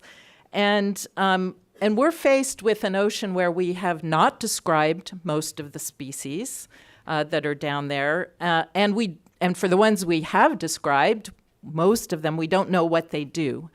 And as I've said earlier, we have a ramping up of or an industrialization of our ocean, and we run the risk of losing that biodiversity and the surface services, functions and services it provides without actually knowing what they are. So we might be losing our next great antibiotic or the next great carbon dioxide scrubber when we go ahead and mine and trawl and do other things that we're planning to do. So we really need to develop a way to translate diversity into function, into service. And we need new technologies to develop indicators of those services. Can we employ eDNA in our metabolomics and transcriptomics, metatranscriptomics to tell us about those services we care so much about? So I think there's a lot to do in this next decade of ocean science in this regard. Thank you, Lisa. John, to the distal end of the table, your views, please. Yeah, so I think the real gap is that in terms of understanding the ocean's complex interrelated ecosystems, we know much more about our land or terrestrial-based ecosystems. We don't understand in many cases what a healthy, what a declining, what an advancing type of ecosystem looks like, whether it's shallow, deep, coastal, blue ocean, and we need to do that better. I think the key gap, couple of key gaps that can get us to understanding that and really understanding the ocean anatomy as well as we do the human anatomy, not just pulse and temperature, are the environmental DNA and what that promises for the future. But it's also sound. What does a natural ocean sound like without the human-made anthropogenic noise that's in there? Sound and environmental data and the environmental DNA, I believe, hold a promise of being able to do a real blood test analysis and a passive ultrasound, if you will, of all the ocean ecosystems to get a better handle on what state they're in and what is happening in the future and reduce the uncertainty of our predictions.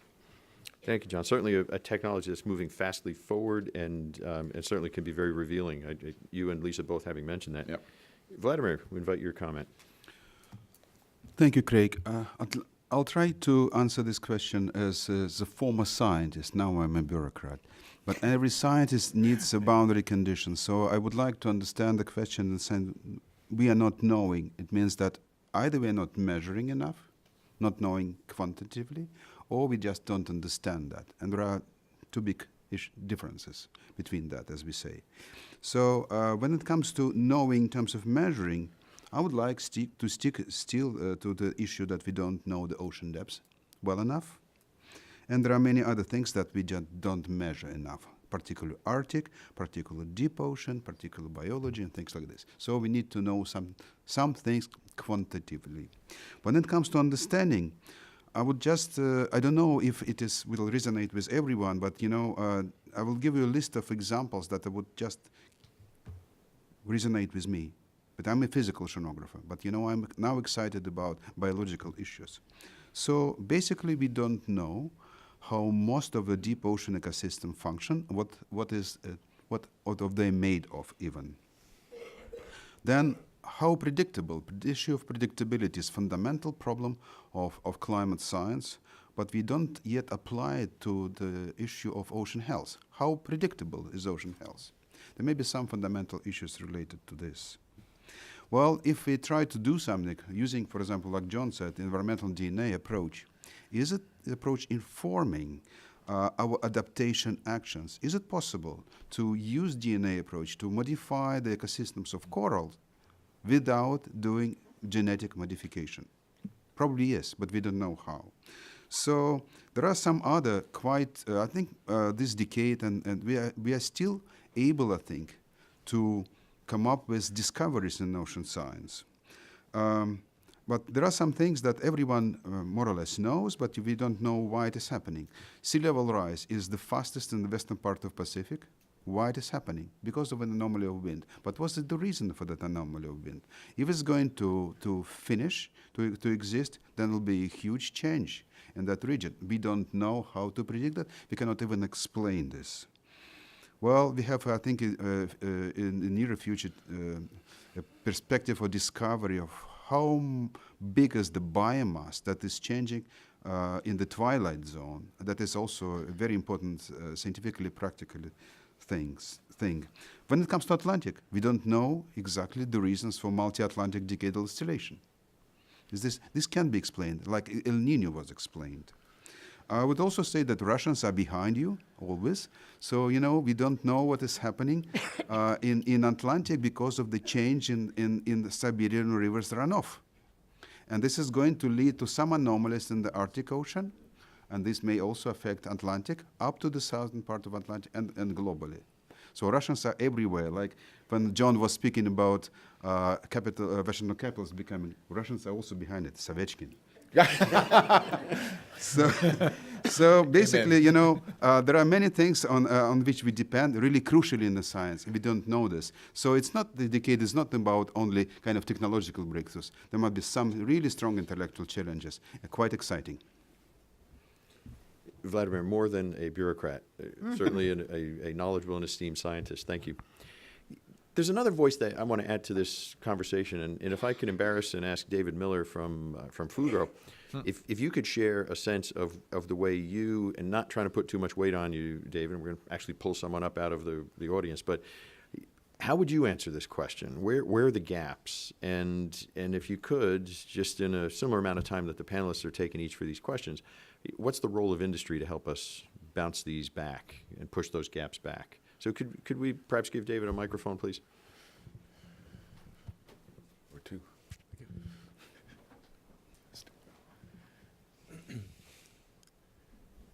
Okay, that was a surprise. Thank you for the question, and I am enjoying this discussion very much. I represent Fugro, which is a private sector company, multinational, headquartered in Europe, but operating in 50 countries around the world.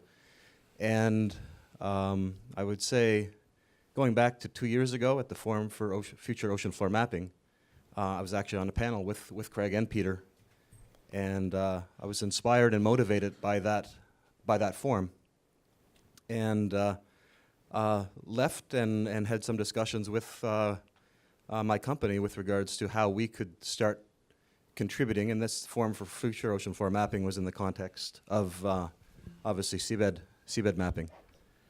But we did take some steps and are now contributing at a very small level. But I think bringing in private sector into this discussion is an important gap, actually. So what you've done in the past 5 years is really tremendous. I had the pleasure of working with some of your team in Lisbon last week on the seabed mapping side. And that was a private sector stakeholder meeting. So it was an attempt to bring industry and private sector into the discussion, and how can private sector commercial enterprises participate in this process. And I think that is yet another gap here. There is a role for the private sector to participate. There's a lot of, I think, willing enterprises, and a theme mentioned earlier is communication and outreach engagement. At the societal level, that's the case, but also even at the industry level, and asking for corporate support and private sector support, engaging with that community. We're a survey company. We're starting to make some contributions, but there are others that can make contributions as well. So cruise ship companies, commercial shipping companies, they could be instrumented with sensors. They could be instrumented with echo sounding equipment, and they could be acquiring data and feeding this system just in the course of doing their daily business. And that's what we're doing on the bathymetry side as we move our ships around the world. Between projects, we're collecting bathymetry and making that available. Some of these other commercial players and entities could do the same, and I think they could do so kind of as good ocean stewards and through corporate social responsibility obligations and commitments that they have as public traded companies. So maybe that's... Thank you, David. Just an observation I might add. First of all, sorry for embarrassing you, catching you off guard, but I thought it was important to have the perspective of the private sector. But the second thing is, if we decided tomorrow that in X number of years we were going to go ahead and map the oceans, we don't have enough scientific research vessels to do the job. We're going to need to rely on industry, and if we ever wanted to flip the switch and turn this on quickly, we're going to have to go to the private sector in order to generate the capacity necessary to undertake the job. So thanks for sharing your views on that, and once again, sorry for catching you off guard. Siggy? Yes. We spoke a lot about the future, the challenges ahead, but we need as well to talk a little bit about empowering our young people. So what can we really do that they carry forward the torch that we leave behind to them? And they're fully trained. They are allowed to become Atlantic scholars and as well undertake mobility and go on different research vessels.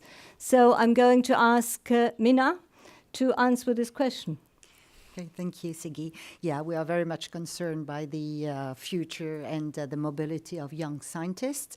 And, well, you probably heard about the initiative that the French President Macron launched to attract international scientists to France to work on various issues of environment, climate, energy transition. So we, at the embassy, we took this initiative in terms of focusing on oceans on one side and focusing on young scientists, meaning PhD level. So what we did was to bring a group of American PhD students, American meaning registered in American university, so some of them are not American citizens, and we brought them to France to visit several facility premises, research premises in the field of ocean research in Brittany, Paris, south of France. And just 1 week ago, we had the return trip, and we thank Scripps, who welcomed a group of French students who came and visit Oregon State University and Scripps in San Diego to meet their counterparts. The idea being that the young people will meet, talk to each other, have their own workshops, and then bring future cooperation. And of course, they are the future for us. It's important to I don't know the word in English, but to have the seeds for the future. Yeah, to invest. Invest. Yes. Thank you. Vladimir. Thank you, Siggy.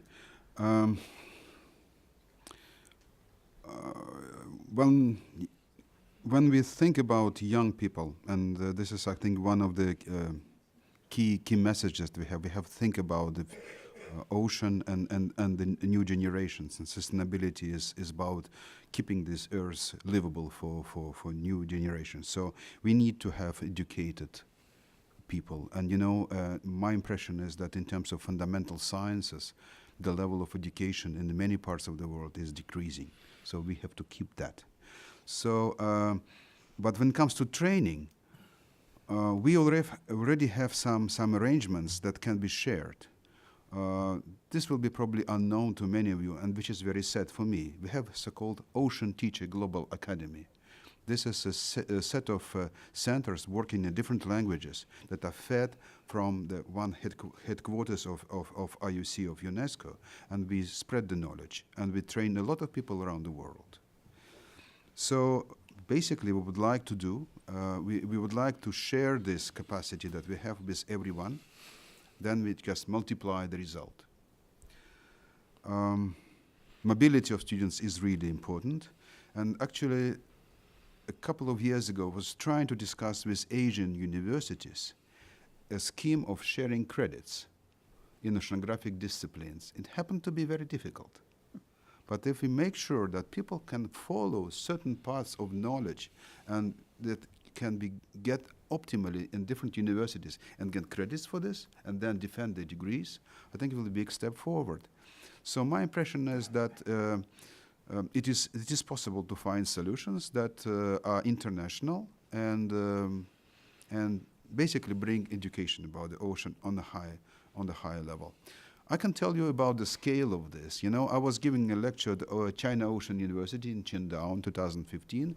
I was taken by car to the university, and the person there was not very fluent in English. So I asked how many students they have. The answer was 45. And I nodded, but there was a pause because the person was remembering the English word. Then he added 1,000. So that was the scale. Now they have 50,000 students. And by the way, it is now American students that are taught in the Chinese university. 1,500 people are of international character. So this is where we need to really make it global, because and then we will be in better position to fix problems of pollution in Asia, for example. Things like this. And of course, we shouldn't forget about ocean literacy. We have to educate both governments and also people, students in school. We really need to find a way of getting ocean education as a part of school curriculum. I would say that decade probably will be instrumental in achieving such ambitious things. Thank you. Thank you. In fact, in Europe, we have a credit transfer system, which is called the Bologna process, which is transferable and transparent. What we need here is the Galway process of credit transfer systems. So this is something for our next level of ambition, I think. Mm-hmm. I hand over to Greg. Okay, thank you very much, Judy. All right. We'd like to open the floor for a few brief questions if we can, and also being mindful of the time of our event here, where we actually have 9 seconds to ask several questions. Be fast. So I'm sure with all the discussion here, there might be a question or two that folks would like to ask. We see a gentleman in the back, please. I would just ask, remember that we're on a webcast, so please say your name and where you're coming from, what organization you're coming from. Thank you. Henry Hetker, retired government. Ms. Levin mentioned the example in Namibia trying to make a decision on whether to have phosphate mining or to permit the fisheries that existed undersea to remain as is, I presume. What was the final result of this question? It's still ongoing. 7 years later, they put a 3-year moratorium on the mining license. So more research could be done. They got more research done by an external organization. They revised the environmental impact assessment. It went back to the government, and there were 3 lawsuits pending. And I believe one of them has decided in favor of mining, but the other 2 are still pending, so it's still all in litigation. What's so amazing is that it's actually 7 years later there hasn't been any mining, because on land that would have never been the case. They would have just gone ahead and done the mining. So there is at least some thought going into all of this. Next question, please. Sir. I'm Eagles Milbury's co-founder of a Pure Blue, which is an accelerator to help water entrepreneurs develop technology in the water field. I wanted to pick up on the private sector connection, making the vision reality. That seems to be a subtitle here. I'd like you to imagine a $1 million X Prize that would be sent out to the private sector and the entrepreneurs of the world to come up with solutions or best practices or a technology that would improve the health of our ocean. And it's kind of a thought experiment, but I'd be interested to know what you think the top priority might be for the private sector to work on to come up with a real answer to some of the problems that you have so well documented or are documenting. That's a great challenge. Let's just go right down the panel and see what comes to mind. John, we'll start with you. Just one quick blast. Coral reef restoration. Vladimir? Economic valuation of the ocean activities through private sector and science. Interactions between the private sector, scientific sector, NGOs, I mean, talking together and finding the best solutions. Institutional innovation. At least, yes. And then people have to work together. Roger? I would say ecosystem services, and that includes discovering those that we're not aware of yet. I like his, but maybe in situ genetic sequencing so that we can identify everything in the ocean without taking it out to do that. So in the fourth year of the prize, having gone for the ecosystem servicing, I think that's a really important one, the ability to convince mainstream economists of the accuracy of estimating a socioeconomic valuation of the services developed by the ocean. And remember, 70% of it has never, or 65% of that planet has never been once sampled. So to put a value on the contribution from the microbes of the seafloor is not insignificant, and something that will revolutionize the pace with which we can map. All right, I'm going to put my colleague on the spot. Sigi, would you care to offer an answer to that question as well? I'm just putting people on the spot today. Yes, from our side, this is really, it was already said, if I have a dream, the dream would be a plastic-free ocean.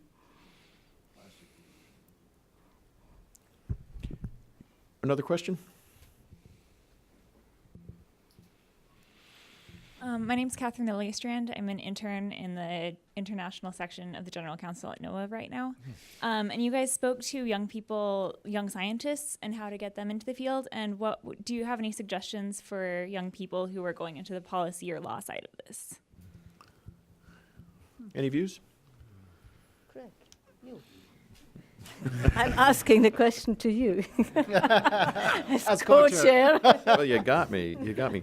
Well, short answer would be the integration of subjects, and I would guess that you had some roots in this subject before you entered law school.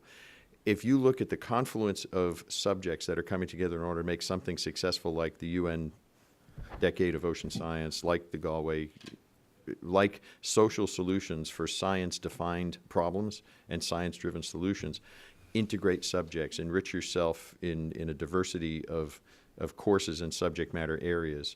And I would also say that it's absolutely remarkable and fabulous how you could change society through the law, either by relying on existing laws or by creating new ones.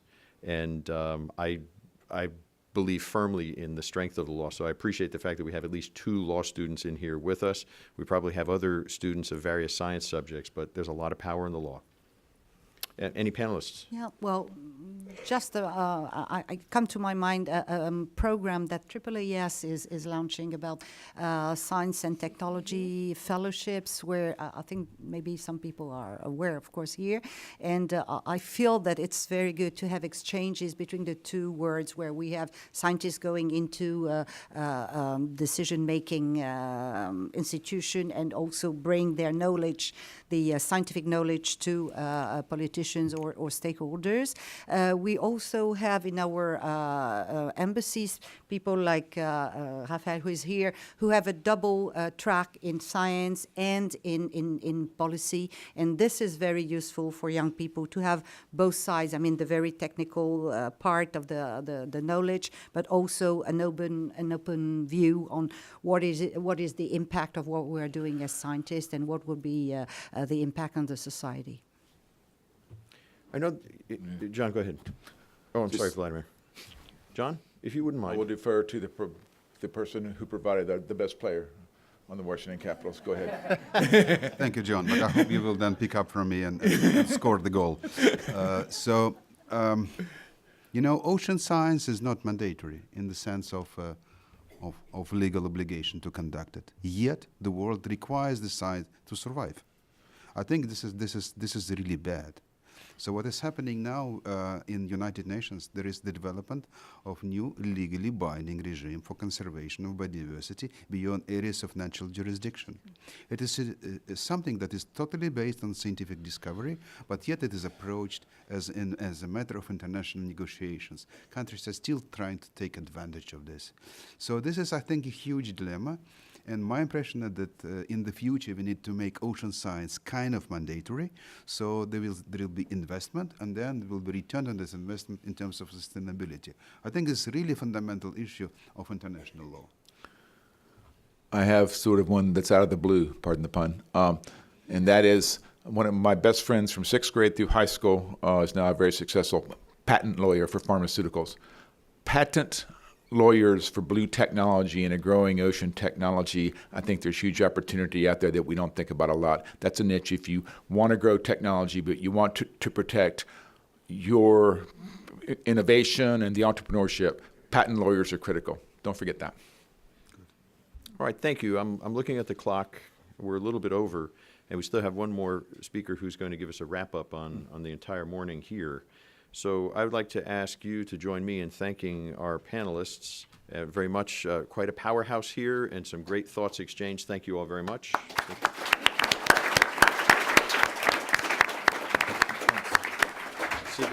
Siggy, thank you very much. We'll cede the floor now. Very good. So I would like now to invite Jan Stefan Fritz, head of the European office of the German Marine Research Consortium, to join us because he actually volunteered to sum up. No, he didn't volunteer. I think he was asked. He was asked by me. Thank you very much that you accepted actually to do that. So please, I leave you here the micro, and the floor is yours. I did not volunteer. No, actually, it's kind of funny because last week I got a promotion in my organization, which was a big moment. And it was, I was engaged, and I went back to the office. And the next day, I wrote a very carefully worded email. I sent it around to a number of colleagues and tried to sort of find agreement on the text, so summing up what had been decided and proposing some next steps. I spent over an hour on the email and sent it off, and within 5 minutes, 3 things happened. I had a phone call, I got an email saying, well, you basically mucked it up, and a third email, which I really loved, which was one director of an institute who said, well, if you're going to be providing these kind of services, and if this involves distributing money, not to forget his institute because they do great science. So it was a fabulous morning. So I am not going to sum up, and I think that would be a mistake to do that because I think it would be.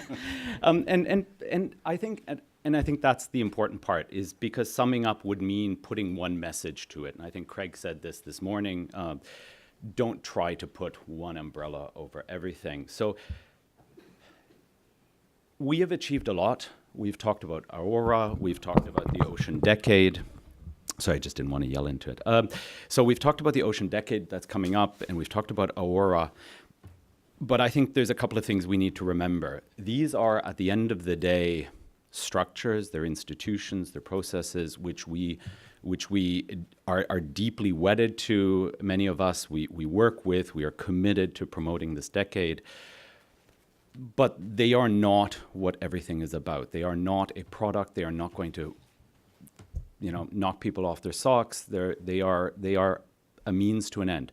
The other thing is they're not a given. They are not something that just appeared out of nowhere, and they're not something that will continue to exist unless we work hard. So at the end of the day, I think we need to do a couple of things. We need to work incredibly hard, and we need to work together to build on what we have and to better it. And you're going to visit, many of you, some of you will visit the Ocean Plastics Lab, and that's something that I've been very, very much involved in. And I think maybe to use that container analogy or the exhibit analogy, so we basically have 4 shipping containers on the mall. And to use that as an analogy, those containers are Aura or the Decade or whatever, ICs, whatever we want to call it. But it's the content that it's about. And the content, what we decided to do, and I'm really happy we did this at the end, and it was Julia Schnetzer who did most of the work, and this was all about storytelling. Now, unfortunately, Julia is out right now, but it's about storytelling. So what she did was she went through the publications, the scientific work of scientists and NGOs and industry around the world, and she pulled out who's doing what on plastics. Now, with 4 containers, you're limited, so at some point you have to stop. But what she managed to do, and it's really actually pretty impressive, is pull together 60 separate groups working independently of one another around the world. Now, many people know each other, but definitely not all of them. And she tried to give the whole thing a story, to package it, but not to take away from what the groups out there are doing. Because this diversity is something that we really need to cherish, and even if it's sometimes overlapping or people say it's not useful or it's ivory tower or whatever, that doesn't matter. It's part of a bigger process. And what the Decade will allow us to do is to have these containers and to hopefully fill them with life. And I think at the end of the day, though, in order to realize this, you need partners, you need backers, you need protagonists which have political clout, which are willing to be integrative, work with others, have deep pockets, and you need to pool those resources. And so at the end of the day, what I'd like to do is just thank everybody that was here today, all the speakers for their different views, opinions, Germany for having made the exhibit possible through the G7 presidency, the European Union, NOAA, all our other partners who have contributed massively. And when I say massively, I mean, this is incredible. When we have our telemeetings with colleagues in Washington, it was fabulous. We had 30 to 40 people organized by Katie Fillingham, is somewhere here back from the Consortium for Ocean Leadership. She organized meetings with 30 to 40 people on a telemeeting. And that was no money involved. It was people's personal commitment. And so again, we come back to these frameworks. And so I think Aurora is one of these frameworks that's been incredibly valuable, but it's something we need to build on and continue to do. So it's work in progress. Mm-hmm. Thank you very much.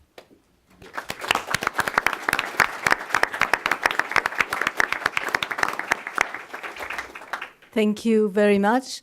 Now, you mentioned the Ocean Plastics Lab. We wanted as well to show you a film which we did. We made it in Brussels when the exhibition was hosted in front of the European Parliament. I myself haven't yet seen the film, actually. So please, could we put on the film? It's a very short film, but it will hopefully sparkle that interest that you all go this afternoon to visit the exhibition. Okay. Yeah. Then we have Greg. Would you like to do something with the cake? Well, we were going to cut the cake. we wanted to cut the cake. We don't have enough for everyone. So before we cut the cake, also from our side, I just continue with the big thanks to everyone here as well in the center for all the work that you have put up to host us. Lisbeth and your team.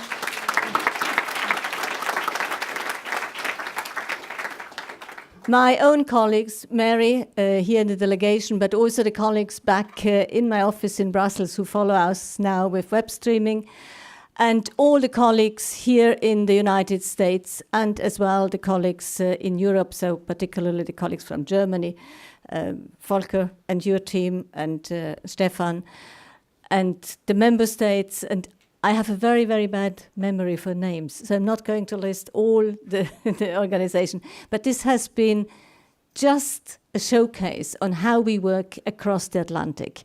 And we need, as Stefan also said, we need to continue that. So I look forward to the next 5 years.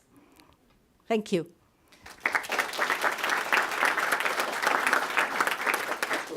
And because there is not enough cake, the others, instead of getting a little cake, they will get something else. So there is a surprise now for everyone. Join us for lunch and you will see.